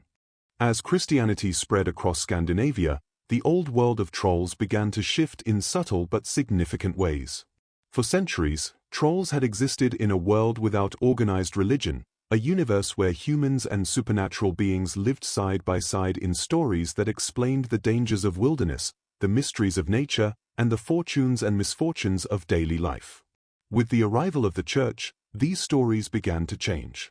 Trolls, once understood primarily as wild, morally ambiguous creatures, were increasingly framed in opposition to Christian values. They became symbols of paganism, sin, and chaos, reflecting the tension between the old beliefs and the new faith. The Christianization of Scandinavia brought with it moral and theological frameworks that altered how trolls were perceived. No longer were they simply powerful beings who guarded mountains or forests, they became representations of evil, temptation, and the forces that stood against God. Tales that once emphasized cleverness, negotiation, or coexistence were reframed to highlight punishment, divine retribution, and the contrast between light and darkness. In these stories, trolls became creatures of the night, often turning away from sunlight not merely because of superstition, but as a metaphor for their inherent opposition to the light of God. Their turning to stone in daylight became a symbol of the triumph of holiness and order over the chaos of the pagan wilderness. Church influence also reshaped narratives about troll interactions with humans. Where earlier folklore might have emphasized cunning, bargains, and mutual understanding, Christianized tales focused on moral lessons. Humans who encountered trolls were often depicted as saints, virtuous peasants, or clever believers who could resist temptation and outwit demonic forces. Trolls, in contrast, were recast as malevolent beings seeking to ensnare souls, punish the faithful, or tempt the unwary into sin. This transformation reinforced the Church's broader teachings. The natural and supernatural world was ordered under God, and deviation from that order carried consequences. One notable change involved trolls' connection to the land. Previously, trolls were guardians of mountains, forests, caves, and other wild spaces, representing the untamed forces of nature. Under Christian influence, these landscapes began to symbolize the wilderness of sin, the dangerous spaces that stood apart from the holy and orderly human world. Mountains where trolls dwelled became not only places of physical danger but moral ones as well, teaching listeners that venturing too far from spiritual guidance could lead to peril. Forests, once neutral or mysterious, were increasingly seen as hiding places for wicked beings, where one's faith and virtue could be tested. Stories also began to incorporate Christian symbols and figures alongside trolls. Saints, priests, and holy relics appear in later folklore, often as protectors or challengers of trolls. A saint might banish a troll from a village, a church bell could drive them back into the mountains, or holy water might reveal their true form. These elements reinforced the moral lessons embedded in the stories, demonstrating that faith, prayer, and Christian virtue could safeguard humans from the wildness and danger that trolls represented. In this way, folklore became a bridge between older mythic traditions and the teachings of the Church. Interestingly, not all changes demonized trolls completely. While Christianized stories emphasized their evil, many retained echoes of earlier beliefs. Trolls were still connected to treasure, mountains, and wild landscapes. They remained powerful, often clever, and occasionally capable of interacting with humans in complex ways. These lingering elements show how deeply ingrained the old narratives were, surviving even as the Church sought to reshape them. The tension between ancient myth and new morality made Scandinavian folklore particularly rich and multi-layered. Another area of transformation involved the storytelling itself. Christianized tales often emphasized narrative closure, moral consequence, and the triumph of virtue. Where pre-Christian stories might leave the outcome ambiguous, humans escaping a troll through luck or cleverness, Christianized stories stressed divine justice. Trolls were punished, tricked, or driven away through faith, courage, and righteousness. The ambiguity of the wilderness was replaced with a moral map. Right actions were rewarded, and evil, represented by trolls, could be defeated through proper behavior. The Christianization of trolls also reflects broader societal changes. As communities adopted new religious practices, the old ways of explaining illness, misfortune, or natural disaster needed reinterpretation. Trolls were integrated into this process, providing familiar figures around which moral and spiritual lessons could be built. For villagers and storytellers, these tales offered continuity with the past while embracing the new moral and religious order. They retained the drama, fear, and fascination of earlier folklore but added layers of spiritual significance. In sum, the spread of Christianity transformed trolls from morally ambiguous guardians of nature into symbols of sin, temptation, and chaos. They remained powerful and mysterious, but their place in the human imagination shifted to reflect the growing dominance of Christian morality. Yet traces of older beliefs persisted. Trolls were still cunning, connected to treasure, and tied to the wildness of the land. This blending of old and new created a folklore that was both familiar and charged with new meaning, offering stories that entertained, warned, and instructed listeners. Through these narratives, one can trace the cultural and spiritual transition of Scandinavia. Trolls became a lens through which humans understood not only the dangers of the natural world, but also the moral and spiritual challenges of life. The myths evolved, but the creatures themselves, the stone-turning, treasure-hoarding, cunning trolls, remained vivid reminders of the past, now reframed under the light of faith. Listening to these tales is to witness the intersection of history, culture, and belief, where ancient fear meets the moral structures of a new religion, and the stories of trolls continue to captivate with both wonder and caution. The mountains of Scandinavia have long been imagined as ancient, mysterious, and forbidding places, and it is within these towering peaks that some of the most famous trolls of Norse folklore dwell. Unlike the smaller, mischievous trolls that wander the forests or creep near villages, these mountain trolls are vast, ancient, and terrifying, embodying the untamed power of the natural world.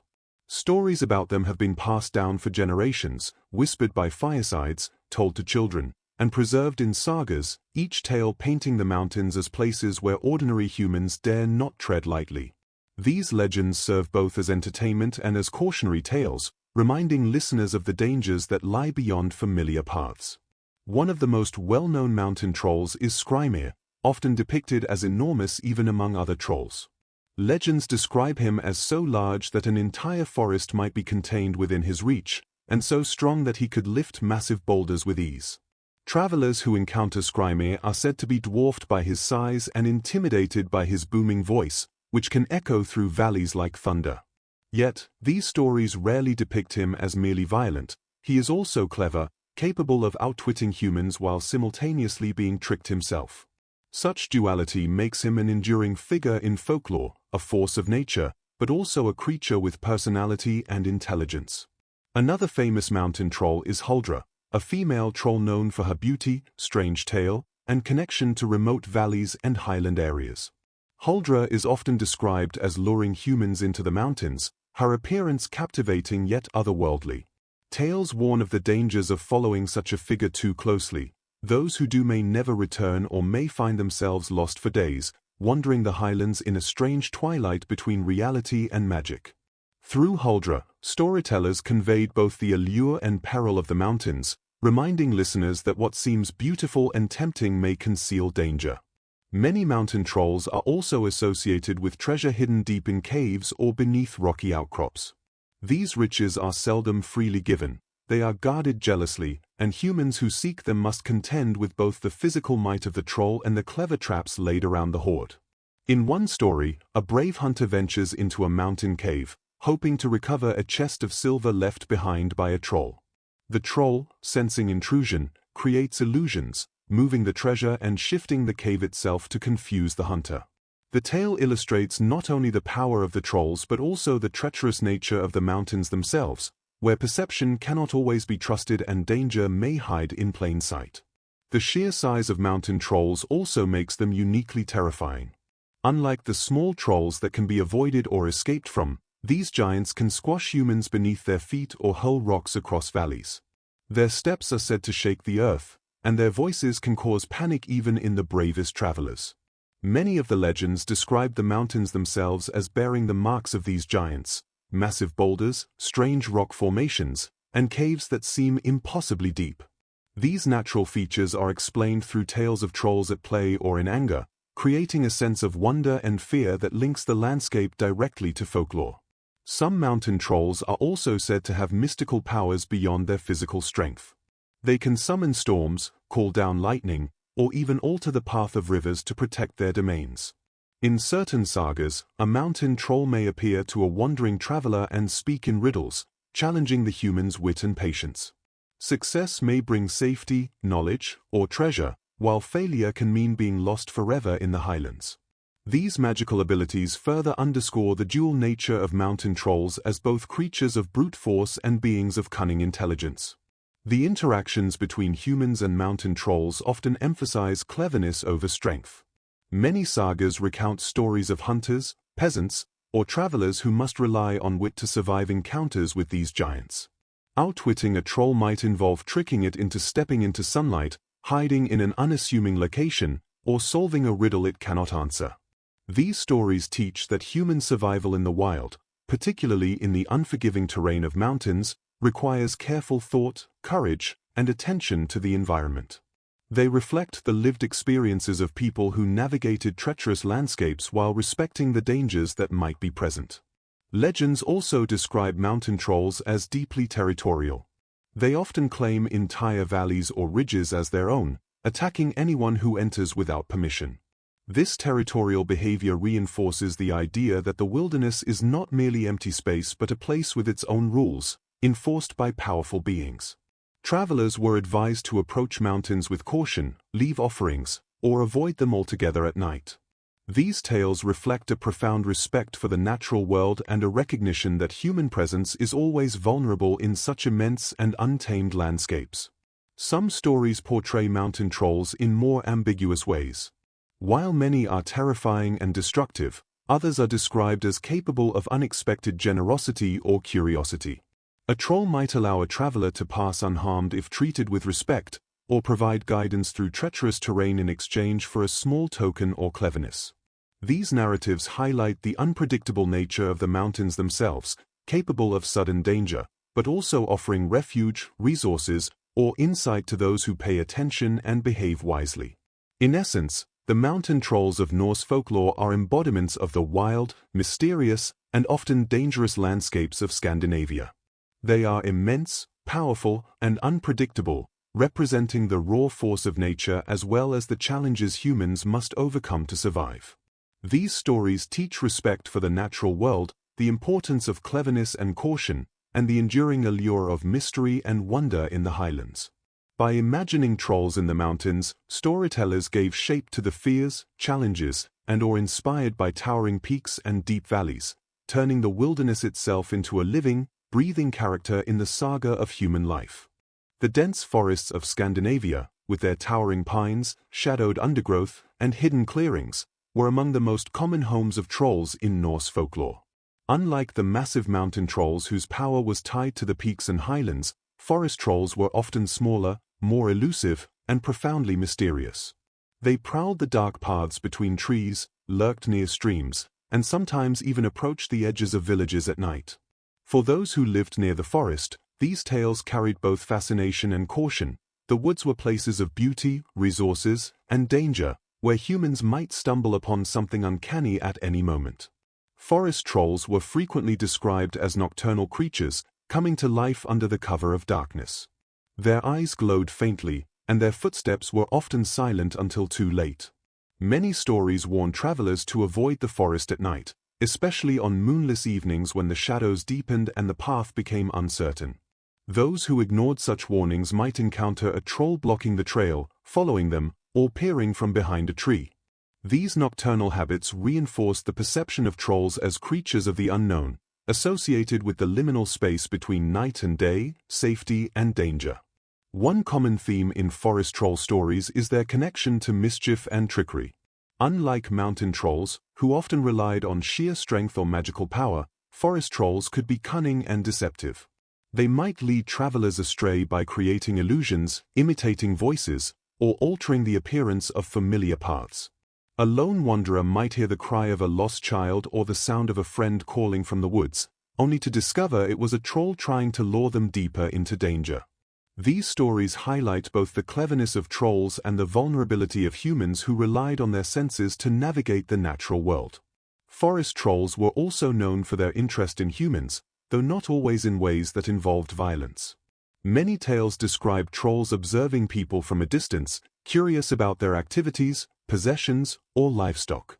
Sometimes they stole small items, like tools, food, or shiny objects, and other times they simply watched, assessing whether the humans were clever, cautious, or foolish. This subtle interaction between humans and forest trolls created a sense of constant tension, reminding villagers and travelers that the forest was not an empty space but one inhabited by beings with their own agendas. Children, in particular, were warned about forest trolls. Stories of changelings, kidnappings, or mischievous pranks often took place in or near wooded areas. A child wandering too far from home might be snatched by a troll and replaced with a changeling, while a group of playful youths might find themselves chased, tricked, or lost among the trees. These tales functioned as cautionary tools, teaching respect for boundaries and vigilance in the natural world. They also reinforced the eerie, otherworldly nature of the forest itself, where ordinary rules did not always apply. The connection between forest trolls and natural phenomena is another recurring theme. Strange sounds in the wind, unexpected shadows, and sudden movements among the trees were often attributed to trolls. Streams might change course, trees could topple without warning, and mysterious lights could flicker in the night. These experiences, common in the dense and unpredictable forests of Scandinavia, were given narrative form through troll folklore. In doing so, people could explain the unexplainable and imbue the forest with personality and agency, turning nature itself into an active participant in human stories. Some stories also depict forest trolls as dangerous but avoidable. Humans who were clever, cautious, or respectful could navigate the woods without harm. This might involve leaving offerings, observing quiet pathways, or respecting sacred trees and stones. In many cases, it was the careless, greedy, or disrespectful who suffered, emphasizing the importance of humility, awareness, and attentiveness in the natural world. Trolls became enforcers of these social and ecological norms, punishing those who failed to honor boundaries and rewarding those who showed care. Magic and mysticism are frequent elements in tales of forest trolls. Some were said to be able to disappear into the mist, transform into animals, or manipulate shadows to confuse intruders. Others could enchant humans with strange songs, leading them into trance-like states or causing them to wander the forest endlessly. These magical abilities reinforced the sense of the forest as a liminal space, where ordinary rules were suspended and humans could encounter forces beyond their control. The combination of cleverness, nocturnal activity, and magical skill made forest trolls uniquely unsettling. Interestingly, forest trolls were sometimes depicted as guardians of the land. In certain stories, they ensured that the forest remained balanced, punishing those who overhunted or took more than their share from nature. They acted as reminders of the fragile relationship between humans and the environment. By weaving these lessons into folklore, storytellers reinforced the idea that respect for the forest and its unseen inhabitants was essential for survival and harmony. Ultimately, forest trolls embody the dual nature of the woods, alluring yet dangerous, mysterious yet instructive. They are creatures that thrive in shadow, test human wit and caution, and reveal the wildness inherent in natural spaces. By telling stories of their nocturnal behavior, mischievous tricks, and mystical powers, the people of Scandinavia transformed the forest into a living, breathing character in their culture, a place where fear, curiosity, and respect intersected. Listening to these tales is to walk among the trees with a heightened awareness of the unseen, to feel the tension between safety and danger, and to imagine a world where the ordinary and the magical coexist just beyond the path. Trolls in Norse folklore were not only creatures of the mountains and forests but also deeply intertwined with the natural rhythms of the world. Many stories describe them as having a direct influence on seasonal changes, weather, and other natural events, creating a sense that the environment itself was alive with their presence. Farmers, sailors, and villagers interpreted sudden storms, harsh winters, or unexpected floods as signs of trolls' activity or displeasure. By weaving trolls into the cycles of nature, these tales gave human experience a sense of meaning and connection, explaining otherwise unpredictable phenomena in terms that were both imaginative and cautionary. Winter was perhaps the season most associated with trolls. Long, dark nights, deep snow, and bitter cold were said to awaken them from hidden lairs, prompting them to wander through forests, mountains, and even villages. The cold winds blowing down the valleys were sometimes imagined as the breath of trolls moving unseen across the land. Snowstorms, in particular, could be described as battles between trolls or as the consequences of a troll's anger, especially if humans had entered sacred or forbidden areas. These stories offered a way for people to make sense of the harsh Scandinavian winters, framing the suffering and isolation caused by snow and cold as part of a larger cosmic drama involving these mystical beings. Spring, conversely, brought tales of trolls retreating to the shadows, avoiding sunlight, and allowing humans to emerge from winter's confinement. Yet springtime could also be treacherous. Thawing rivers, sudden floods, and early storms were sometimes attributed to trolls stirring beneath melting snow or rearranging streams and rocks as they moved. Such events reminded people that even the promise of warmth and renewal carried risks. Trolls were imagined as forces that maintained the delicate balance of nature, punishing human overreach or rewarding respect for the land. Summer, with its long days and strong sunlight, was considered the least favorable time for trolls to roam openly. Sunlight was thought to be fatal to them, turning many into stone or driving them to hide deep within caves and dense forests. Nonetheless, midsummer held its own tales of troll activity. Stories recount trolls emerging under the cover of darkness, particularly during nights when the sun barely sets, to harvest rare herbs, guard treasures, or observe human celebrations. The brief intrusion of trolls into summer nights added an air of magic and danger, reminding listeners that even in the season of growth and abundance, the world contained hidden risks. Autumn, the season of harvest, was particularly significant in folklore. Trolls were often depicted as envious of human prosperity, seeking to disrupt the collection of crops or the storage of food for winter. Storms and mysterious crop failures were sometimes attributed to trolls venturing into farmland under the cover of early fog or twilight. In this way, the seasonal behavior of trolls reflected a larger pattern.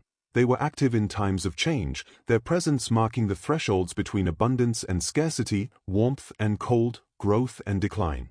Beyond seasons, trolls were also linked to specific weather phenomena. Sudden storms, gusting winds, and unexpected downpours were often interpreted as the movement or anger of trolls. A farmer might blame a storm that destroyed his barn on a mountain troll displeased with human intrusion, while a sudden lightning strike could be explained as a troll's display of power. By attributing natural events to trolls, communities were able to personify nature's unpredictability, creating narratives that made sense of the otherwise arbitrary and sometimes deadly forces around them. Trolls' influence extended to geological features as well. Tales describe them as shaping the land, throwing boulders across valleys, creating strange rock formations, or carving out lakes and streams. When a landslide occurred, or when a cliff fell unexpectedly, the stories often said it was a troll's doing, either as punishment or as part of their own activities. In this sense, trolls were both metaphors for natural forces and characters within the stories themselves, acting out events that explained how the landscape came to look as it did. There were also stories connecting trolls with seasonal work and human labor. Hunters, shepherds, and fishermen often interpreted anomalies in animal behavior or poor harvests as signs of trolls' influence. A sudden disappearance of game from the forest could be blamed on troll interference, while an unusually harsh winter affecting livestock might be attributed to their movements in the mountains. These tales reinforced the need for vigilance and respect in daily life, framing the natural world as inhabited by beings with power and awareness beyond human understanding. Magic, too, was often woven into these seasonal and natural phenomena. Trolls could summon fog, storms, or blizzards at will, or cause sudden changes in the weather to protect their territory or punish intruders. Some legends suggest that trolls could hide objects, shift landscapes, or even affect the timing of sunrise and sunset, further entwining them with the patterns of the natural world. Their abilities reinforced the idea that human life was deeply connected to, and sometimes at the mercy of, forces beyond ordinary perception. Ultimately, the role of trolls in seasons and natural events reveals how folklore helped humans interpret the world. In regions where the environment could be harsh, unpredictable, and life-threatening, stories of trolls offered explanations that blended observation with imagination. They allowed people to make sense of snowstorms, floods, and shifting landscapes, giving shape to experiences that might otherwise seem random or cruel. By tying trolls to the rhythms of the year and the forces of nature, the tales created a universe in which humans, creatures, and environment were intimately connected, each influencing the other in subtle, cautionary, and sometimes terrifying ways. Trolls in Norse folklore are often depicted as beings that exist at the edge of human experience, lurking in forests, mountains, and remote wilderness. Yet many of the most compelling stories focus on the direct interactions between trolls and humans, encounters that evoke fear, curiosity, and lessons in caution. These tales explore the boundaries of human understanding and survival, revealing not only the monstrous qualities of trolls but also the vulnerabilities, cleverness, and moral choices of those who cross their paths. Each interaction is carefully crafted in folklore to balance suspense with insight, providing both entertainment and guidance to listeners. Fear is the most immediate emotion associated with troll-human encounters.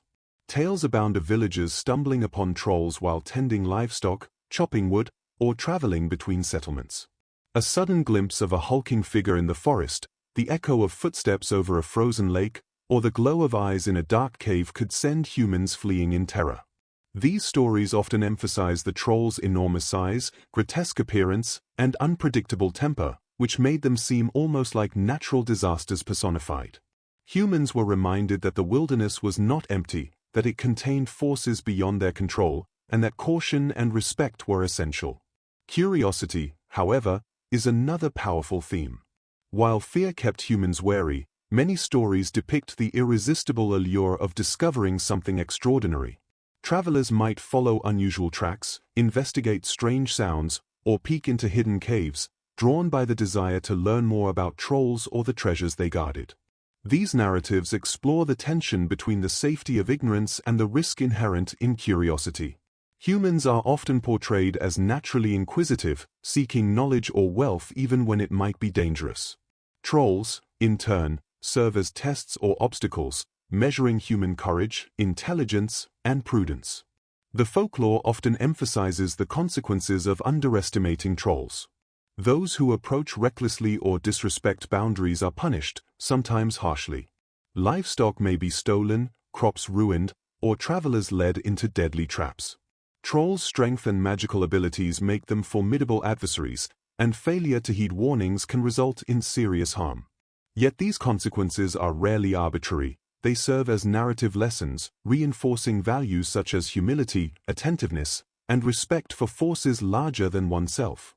In this way, trolls act as both characters in stories and embodiments of moral and practical guidance. Cleverness and cunning are often the means by which humans navigate interactions with trolls. Unlike other mythical monsters that rely solely on brute strength, trolls in Norse folklore are frequently depicted as intelligent and shrewd, capable of deception and trickery. Humans must use wit to escape their clutches, whether by solving riddles, exploiting the troll's weaknesses, or cleverly misdirecting them. In some tales, a traveler might trick a troll into stepping into sunlight, or a farmer might outsmart a troll guarding a hoard of treasure. These narratives celebrate human ingenuity while reinforcing the dangers of overconfidence or rash action. Fear and curiosity often operate together, creating tension in these stories. A human might be drawn toward a glittering object in a troll's cave, the sound of a strange song, or the strange movements of a figure in the forest. The simultaneous pull of fascination and danger makes the narrative immersive, reflecting the human experience of confronting the unknown. Trolls, therefore, are more than mere monsters. They are catalysts for exploration, learning, and moral reflection. The interaction between human desire and caution is central to the suspense and enduring appeal of these tales. Troll encounters in villages and farms add another layer of complexity. These stories are particularly potent because they bring the monstrous into the familiar, reminding humans that danger is not confined to the wild. A troll at the edge of a field, watching from the tree line, or peering into a farmhouse at night evokes a blend of fear and vigilance. Such encounters reinforce social and moral norms. Humans must be alert, protective of their families and possessions, and respectful of boundaries, both natural and supernatural. In this context, trolls act as moral agents as well as sources of fear. Magic and unpredictability are central to troll-human interactions. Trolls might use illusions, strange voices, or shape-shifting to confuse or entice humans. Some tales describe trolls taking human form, leading travelers astray, or casting curses that bring misfortune. This magical dimension amplifies fear and emphasizes the need for careful observation and critical thinking. Humans are often depicted as needing both courage and intelligence to navigate these encounters safely. In turn, the unpredictability of trolls mirrors the unpredictability of the natural world, reinforcing a theme that humans must respect the limits of their understanding. Curiosity often leads to the discovery of hidden knowledge or treasure, but always at a cost. Humans who venture too close to trolls' lairs may find themselves trapped or cursed, yet those who succeed in observing without overstepping boundaries often gain insight or reward. This dynamic creates a moral and practical framework within the stories. Risk can yield reward, but recklessness invites danger. Trolls, by testing human choices, provide a structured way of understanding the consequences of actions in an uncertain world. Finally, the emotional resonance of troll-human encounters is enduring because it mirrors universal experiences. Fear of the unknown, fascination with the strange, and the need for cleverness to overcome adversity are emotions that resonate across time and culture. Through the lens of troll folklore, listeners are invited to explore these emotions safely, guided by the rhythms of storytelling and the predictable structure of moral consequence. Trolls are not merely scary creatures, they are mirrors reflecting human curiosity, caution, and the timeless tension between desire and fear. Trolls were not only creatures of mountains and forests. Many Norse legends also place them near rivers, lakes, and other bodies of water. These aquatic trolls were just as fearsome and mysterious as their land-dwelling kin, Yet they embodied a different set of dangers, often tied to the unpredictability of water. Rivers could rise without warning, lakes could hide deep, unseen currents, and the sound of rushing or lapping water often carried an eerie undertone in folklore. Water trolls were imagined as lurking beneath the surface, waiting for careless humans or unsuspecting animals to wander too close, blending the fear of natural danger with the supernatural. One common motif in these tales is the river troll who dwells in hidden pools or under bridges. Bridges were not only practical structures for human travel but also symbolic thresholds between safety and danger. Trolls were said to hide beneath them, demanding tolls or punishing those who crossed without proper respect. Some stories describe a troll emerging from the water, enormous and grotesque, blocking a traveler's path, while others depict more subtle threats, such as mischievous acts that cause people to stumble or lose their way. These narratives reinforce the idea that humans must be cautious when venturing across liminal spaces, particularly near water. Lakes were often associated with deeper, more mysterious trolls. Unlike rivers, which were fast-moving and unpredictable, lakes could hide vast, dark underwater realms where trolls resided. These creatures were sometimes said to appear as enormous, shadowy figures beneath the water, only revealing their form in the reflections of the moon or during storms. Legends warned that anyone attempting to fish in certain lakes or swim too far from shore risked being dragged under by a troll. Such tales may have reflected real dangers, strong currents, cold water, or sudden drops, but by personifying these threats as trolls, the stories gave shape to fear and provided cautionary guidance. Water trolls were often connected with treasure, much like their mountain counterparts. Sunken chests, gold, or magical objects were said to lie at the bottom of lakes or rivers, guarded jealously by trolls. Humans who sought this treasure faced enormous risks. The trolls could create whirlpools, summon storms, or use illusions to confuse intruders.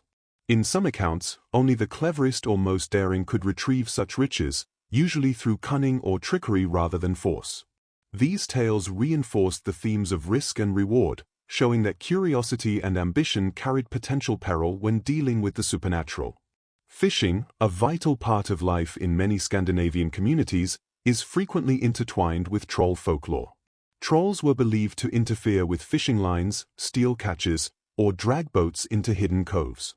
Some stories describe trolls transforming into aquatic animals, like fish or seals, to disrupt fishermen or to observe them without being seen. Such beliefs encouraged respect for the water and the creatures within it, as well as caution during daily activities that might seem mundane but carried hidden risks. Through these narratives, trolls became guardians of waterways and the life they supported, reinforcing a balance between humans and nature. Rivers and lakes were also sites of magical encounters with trolls. Some tales describe trolls enchanting humans with songs or illusions while they sat by the water, luring them closer with the promise of beauty, knowledge, or treasure. These stories share similarities with forest and mountain troll legends, highlighting the recurring theme of temptation and the need for vigilance. The water setting adds an additional layer of danger, emphasizing the uncontrollable and sometimes treacherous nature of aquatic environments. Trolls, in this sense, serve both as symbols of the unknown and as narrative agents testing human perception, courage, and cleverness. Bridges, in particular, held a dual symbolic and practical significance in water troll tales. Crossing a bridge could represent a transition between worlds, a threshold that required respect and sometimes negotiation with supernatural forces. Trolls lurking beneath were embodiments of this liminality, testing travelers' bravery, morality, or intelligence. Some stories describe trolls in the form of riddles, small gifts, or even the first creature to cross, a motif reminiscent of mountain troll tales. These encounters often reinforced social and moral lessons, emphasizing that passage through dangerous or unfamiliar spaces demanded mindfulness and humility. Storms and weather played a significant role in aquatic troll myths. Sudden squalls, unexpected waves, or heavy rains were sometimes interpreted as the work of trolls angered by human intrusion or disrespect. Fishermen, travelers, and villagers were reminded that the natural world could be both generous and hostile, and that survival depended on attentiveness and careful action. By attributing weather-related dangers to trolls, these tales made environmental hazards comprehensible and morally resonant, turning ordinary experiences into lessons on prudence and respect. Some water troll legends also reflect the duality of danger and reward. A lake troll might punish those who act recklessly but also reward humans who demonstrate cleverness, respect, or bravery. For example, a cautious fisherman might avoid a troll's lair but leave a small offering or follow an old warning, resulting in a successful catch or safe passage. These narratives underscore a recurring theme in Norse folklore. Success in a world filled with unknown forces depends on observation, humility, and wisdom. Trolls are never merely obstacles. They are active participants in a moral and natural ecosystem. Ultimately, trolls in rivers, lakes, and other waterways represent both the tangible and intangible perils of the natural world. Their presence in folklore reminds listeners that human life is intertwined with forces beyond ordinary understanding. Water, as a resource, barrier, and mysterious entity, becomes alive through these stories, and trolls become its guardians, tricksters, and enforcers. Through their depiction, listeners learn to navigate both literal and metaphorical waters, with caution, curiosity, and respect for the unpredictable mysteries lurking just beneath the surface. Trolls in Norse folklore were never merely physical threats. They also functioned as powerful symbols of human fear, morality, and psychological tension. Their grotesque appearances, unpredictable behavior, and supernatural abilities embodied the uncertainties of the natural and social worlds, making them ideal figures for exploring human anxieties. Stories of trolls often operate on multiple levels. They entertain with suspense and terror, teach lessons about ethics and behavior, and provide a symbolic framework for understanding internal and external threats. By examining trolls as more than monsters, we can see how they represent the complex ways in which humans process fear and moral responsibility. One of the most pervasive aspects of trolls is their embodiment of fear itself. From the smallest forest troll to the massive mountain giant, they evoke a sense of danger that is immediate, visceral, and often inescapable. Tales describe their glowing eyes in the darkness, their booming voices echoing across valleys, or the sudden, crushing weight of their massive forms. These sensory details are designed to trigger a primal response in listeners: fear of the unknown, fear of darkness, and fear of forces beyond human control. In doing so, trolls allow people to confront and process anxieties in a contained, narrative space, providing both a thrill and a rehearsal for real-world caution. Trolls also serve as moral arbiters within folklore. They frequently test human character, rewarding cleverness, patience, and respect while punishing greed, arrogance, or rashness. A tale of a farmer outwitting a mountain troll may entertain, but it also carries an embedded lesson. Resourcefulness and ethical behavior can protect one from harm, while hubris invites danger. Similarly, a troll demanding a firstborn or a soul often reflects the high stakes of moral choices, emphasizing the consequences of temptation and the importance of negotiation, wit, and ethical reasoning. In this way, trolls become mirrors of human morality, highlighting virtues and vices in a world that is both literal and symbolic. Psychological tension is another key dimension of troll stories. Trolls frequently inhabit liminal spaces, forests, mountains, caves, rivers, and the edges of human settlements, creating narratives that explore the boundaries between known and unknown, safety and danger, human and supernatural. These thresholds amplify tension, as humans are forced to navigate uncertainty. Stories emphasize suspense, sometimes prolonging encounters with trolls to create an emotional arc that mirrors real-life anxiety. Through these encounters, listeners experience a safe form of fear, one that allows them to explore the intensity of danger without actual harm. The unpredictability of trolls contributes to the psychological tension they inspire. They may be violent or mischievous, clever or gullible, cruel or unexpectedly generous. This variability mirrors the uncertainties of life itself.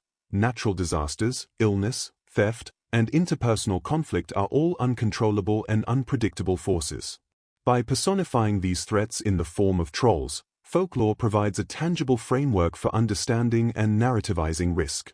Humans learn through these stories that survival, prosperity, and moral integrity depend on careful observation, quick thinking, and respect for boundaries. Trolls also embody cultural anxieties about social transgression and taboo. Stories of troll marriages, abductions, or interactions with children often reflect fears of the other, the unknown, and the consequences of disobedience.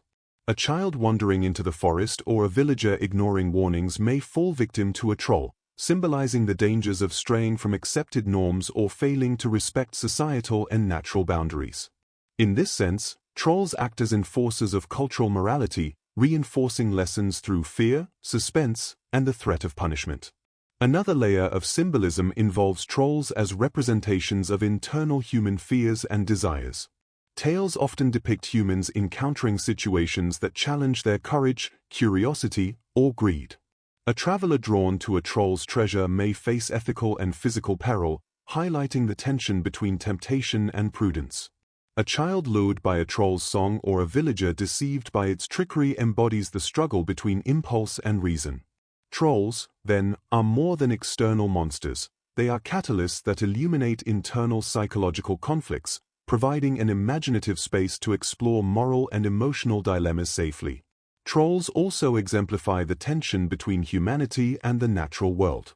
Mountains, forests, and rivers are often depicted as alive with their presence, suggesting that the environment itself is morally and physically challenging. Humans must navigate not only physical obstacles but also the unseen intentions of supernatural forces that symbolize natural hazards. In these stories, trolls become embodiments of ecological awareness, teaching respect for the power of nature, its unpredictability, and humanity's relative fragility. The fear inspired by trolls is thus a combination of psychological tension and practical caution. Humor and irony sometimes accompany tales of trolls, creating additional psychological complexity. Many trolls are depicted as clever yet foolish, mighty yet easily tricked, or terrifying yet prone to humiliation. These contradictions allow audiences to experience fear while also gaining relief and satisfaction when humans outwit these beings. The blend of terror, suspense, and eventual triumph provides a narrative rhythm that mirrors emotional processing. Tension is built, anxiety peaks, and then resolution restores order, leaving listeners both entertained and subtly reassured. Finally, trolls function as enduring symbols in folklore precisely because they operate on multiple levels simultaneously. They are monstrous, threatening, magical, moral, and psychological all at once. They allow stories to teach practical lessons about survival, ethics, and social norms while also providing a safe space to experience intense emotions. Trolls capture human imagination because they are flexible, adaptable, and resonant. They can be feared, admired, or outwitted, reflecting the complexities of life, morality, and human psychology. In summary, trolls in Norse folklore represent a rich tapestry of fear, morality, and psychological tension. Through their size, strength, cunning, unpredictability, and liminal existence, they teach humans to navigate the unknown, respect boundaries, and exercise cleverness and ethical judgment. By embodying both internal and external threats, trolls transform tales of monsters into profound explorations of human emotion, cultural norms, and the challenges of survival. These narratives continue to captivate because they resonate with fundamental human experiences, making trolls timeless symbols of both terror and insight. The legacy of trolls extends far beyond the mountains, forests, and rivers of ancient Scandinavia, reaching deep into modern culture, literature, and storytelling. While rooted in folklore and oral tradition, these creatures have evolved over centuries, influencing a wide range of creative media and continuing to capture human imagination. Their presence in books, films, television, and even video games demonstrates not only the enduring fascination with trolls as mythical beings but also the flexibility of their symbolism. In modern culture, trolls embody fear, mischief, power, and mystery, reflecting both ancient roots and contemporary reinterpretations. In literature, trolls have been adapted and reimagined countless times. Early translations of Norse sagas introduced trolls to broader European audiences, where they became emblematic of the wild and supernatural. Writers such as Henrik Ibsen and later fantasy authors drew inspiration from these legends, incorporating trolls into stories that explored morality, the human relationship with nature, and the tension between civilization and wilderness. In many cases, trolls retain their traditional attributes, massive size, stone-like transformations, territorial behavior, but authors also emphasized psychological complexity, cleverness, and symbolic resonance. Through literature, trolls became more than cautionary figures. They became rich characters capable of evoking empathy, terror, or amusement. Films and television have further popularized trolls, often blending horror, fantasy, and family-friendly storytelling. In some cinematic portrayals, trolls are fearsome adversaries, echoing the traditional Norse narratives of danger and unpredictability. In others, they are comic or even heroic figures, capable of kindness, humor, or curiosity. This adaptability reflects a broader trend in modern culture, the reinterpretation of folklore to fit new narrative needs while preserving core traits that make trolls instantly recognizable. CGI and special effects have brought trolls to life in visually striking ways, emphasizing their size, monstrous features, and connection to the natural environment, ensuring that their presence is both terrifying and awe-inspiring. The world of gaming has also embraced trolls, integrating them into immersive narratives and interactive experiences. Whether as adversaries in role-playing games, guardians of treasure in adventure games, or characters in expansive fantasy worlds, trolls challenge players to navigate fear, strategy, and problem-solving. These interactive portrayals preserve the traditional folklore themes, cleverness, risk, reward, and danger, while allowing modern audiences to engage directly with the mythology. The participatory nature of gaming also reinforces the timeless appeal of trolls. They are obstacles, guides, and symbols of both fear and curiosity, all within a controlled and imaginative space. Trolls' influence in contemporary culture extends beyond narrative media. Art, sculpture, and public installations in Scandinavia and elsewhere often feature troll imagery, celebrating their role in cultural heritage and national identity. In some towns, trolls appear in local festivals, souvenirs, and tourist attractions, blending folklore with everyday life. This integration illustrates the enduring fascination with trolls as symbols of place, history, and myth, showing how folklore continues to shape collective memory and cultural imagination. Modern storytelling also highlights the psychological and symbolic functions of trolls. Just as in ancient sagas, trolls serve as metaphors for human fears, moral challenges, and encounters with the unknown. They can represent obstacles in personal growth, societal pressures, or the unpredictable forces of nature. Contemporary adaptations often explore these dimensions explicitly, using trolls to examine themes of power, isolation, curiosity, and courage. By doing so, modern stories retain the psychological and moral depth of traditional folklore while translating it into contexts relevant to contemporary audiences. The dual nature of trolls, simultaneously terrifying and fascinating, is central to their enduring appeal. In folklore, they were obstacles, guardians, and tests of human cleverness. In modern culture, they continue to challenge and intrigue audiences in similar ways. Their unpredictability, magical abilities, and connection to the natural world allow storytellers to create suspenseful, emotionally resonant narratives. Whether in a dark forest, a mountain cave, or a fantastical cinematic landscape, trolls remain potent symbols of mystery, danger, and the delicate balance between fear and curiosity. Trolls have also become vehicles for humor and satire in modern media. Some portrayals exaggerate their clumsiness, obsession with treasure, or social awkwardness, creating comedic relief while maintaining ties to traditional characteristics. This versatility, capable of inspiring fear, awe, or laughter, demonstrates why trolls have endured as cultural icons. They are adaptable, memorable, and emotionally resonant, able to fulfill different narrative purposes while remaining rooted in centuries of storytelling tradition. Education and storytelling for relaxation have also incorporated trolls in unique ways. Bedtime myths, folklore podcasts, and educational YouTube channels use the rich lore of trolls to engage audiences in calm, immersive experiences. By emphasizing narrative detail, sensory imagery, and reflective themes, these formats allow listeners to explore the folklore of trolls in a soothing, meditative context. This modern application of ancient stories preserves their cultural significance while adapting to contemporary media consumption patterns. Ultimately, the enduring legacy of trolls demonstrates the power of folklore to evolve while retaining its core symbolic essence. From ancient oral traditions to modern literature, film, games, and educational storytelling, trolls continue to captivate audiences, bridging centuries of human imagination. They remain figures of fear, wisdom, mischief, and moral reflection, illustrating the timeless appeal of creatures that embody the unknown and the challenges of navigating it. Trolls endure because they speak to fundamental human experiences: curiosity, caution, courage, and the fascination with what lies beyond the familiar. In conclusion, trolls in modern culture are both heirs to and reinterpretations of their ancient counterparts.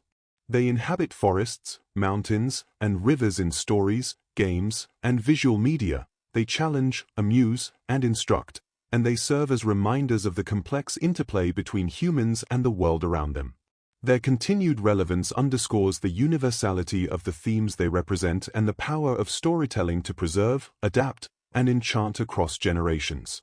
By exploring trolls today, we participate in a living tradition, one that blends fear, wonder, and reflection in ways as compelling now as they were centuries ago. Trolls, as portrayed in Norse folklore, occupy a unique and enduring space in human imagination, embodying the intersection of fear, mystery, morality, and cultural identity.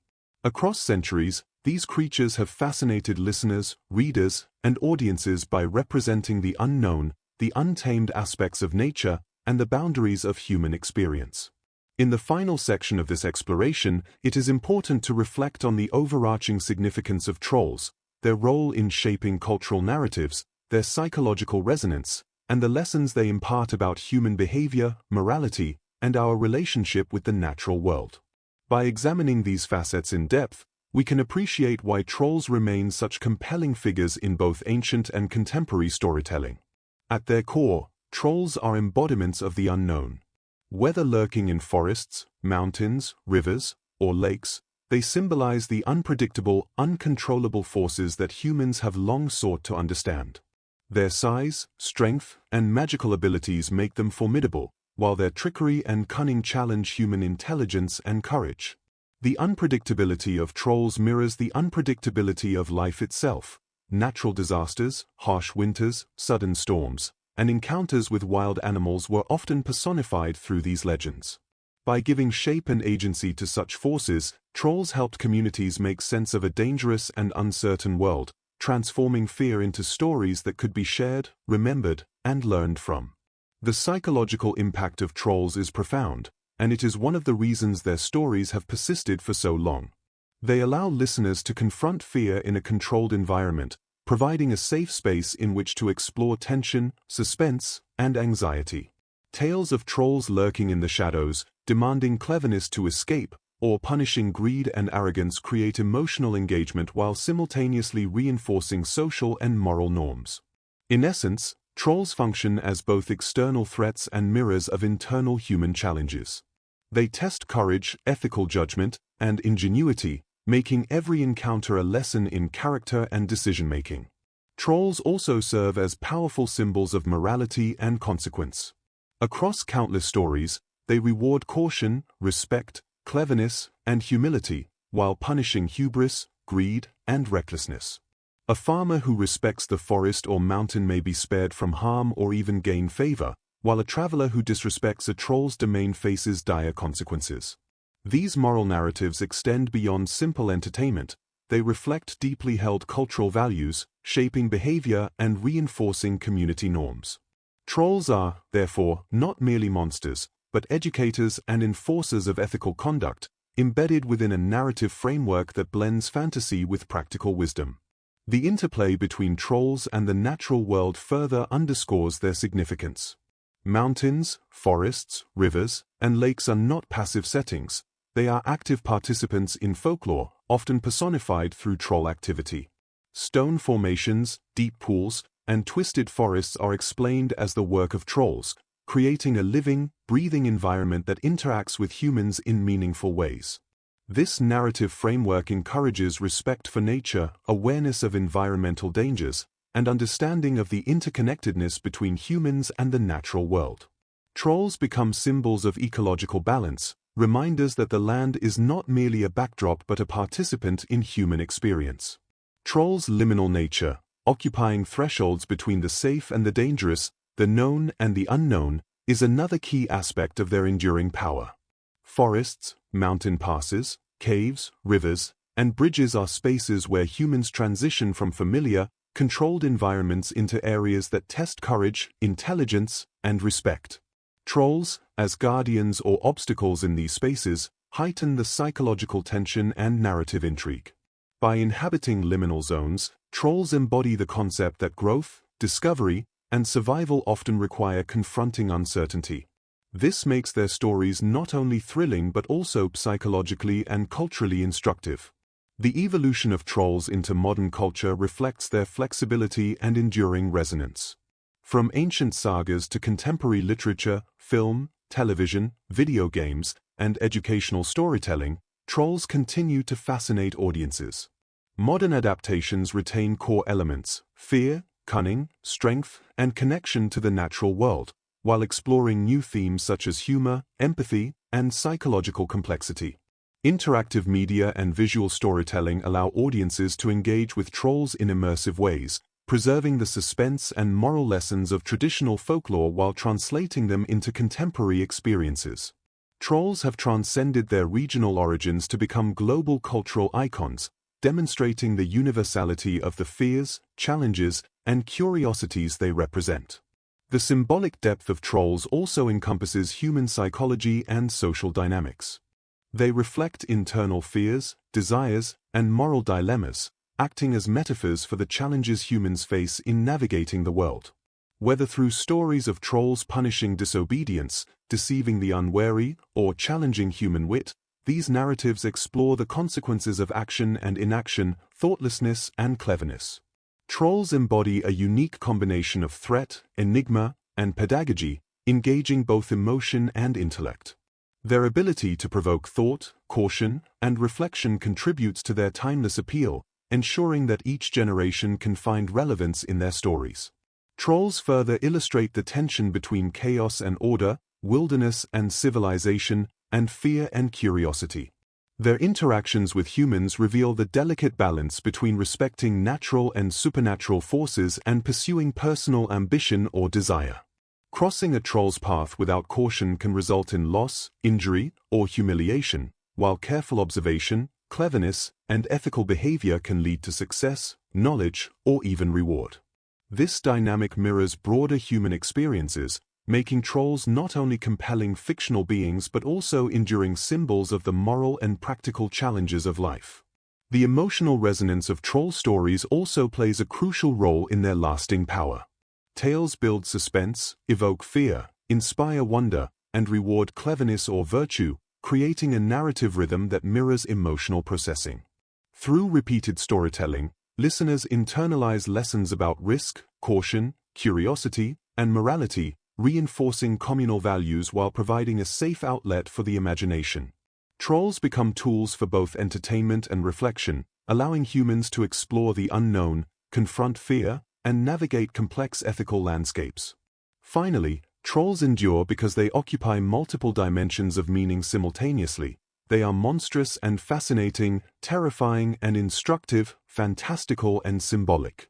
They engage the senses, the imagination, and the moral reasoning of audiences, offering experiences that are both entertaining and deeply meaningful.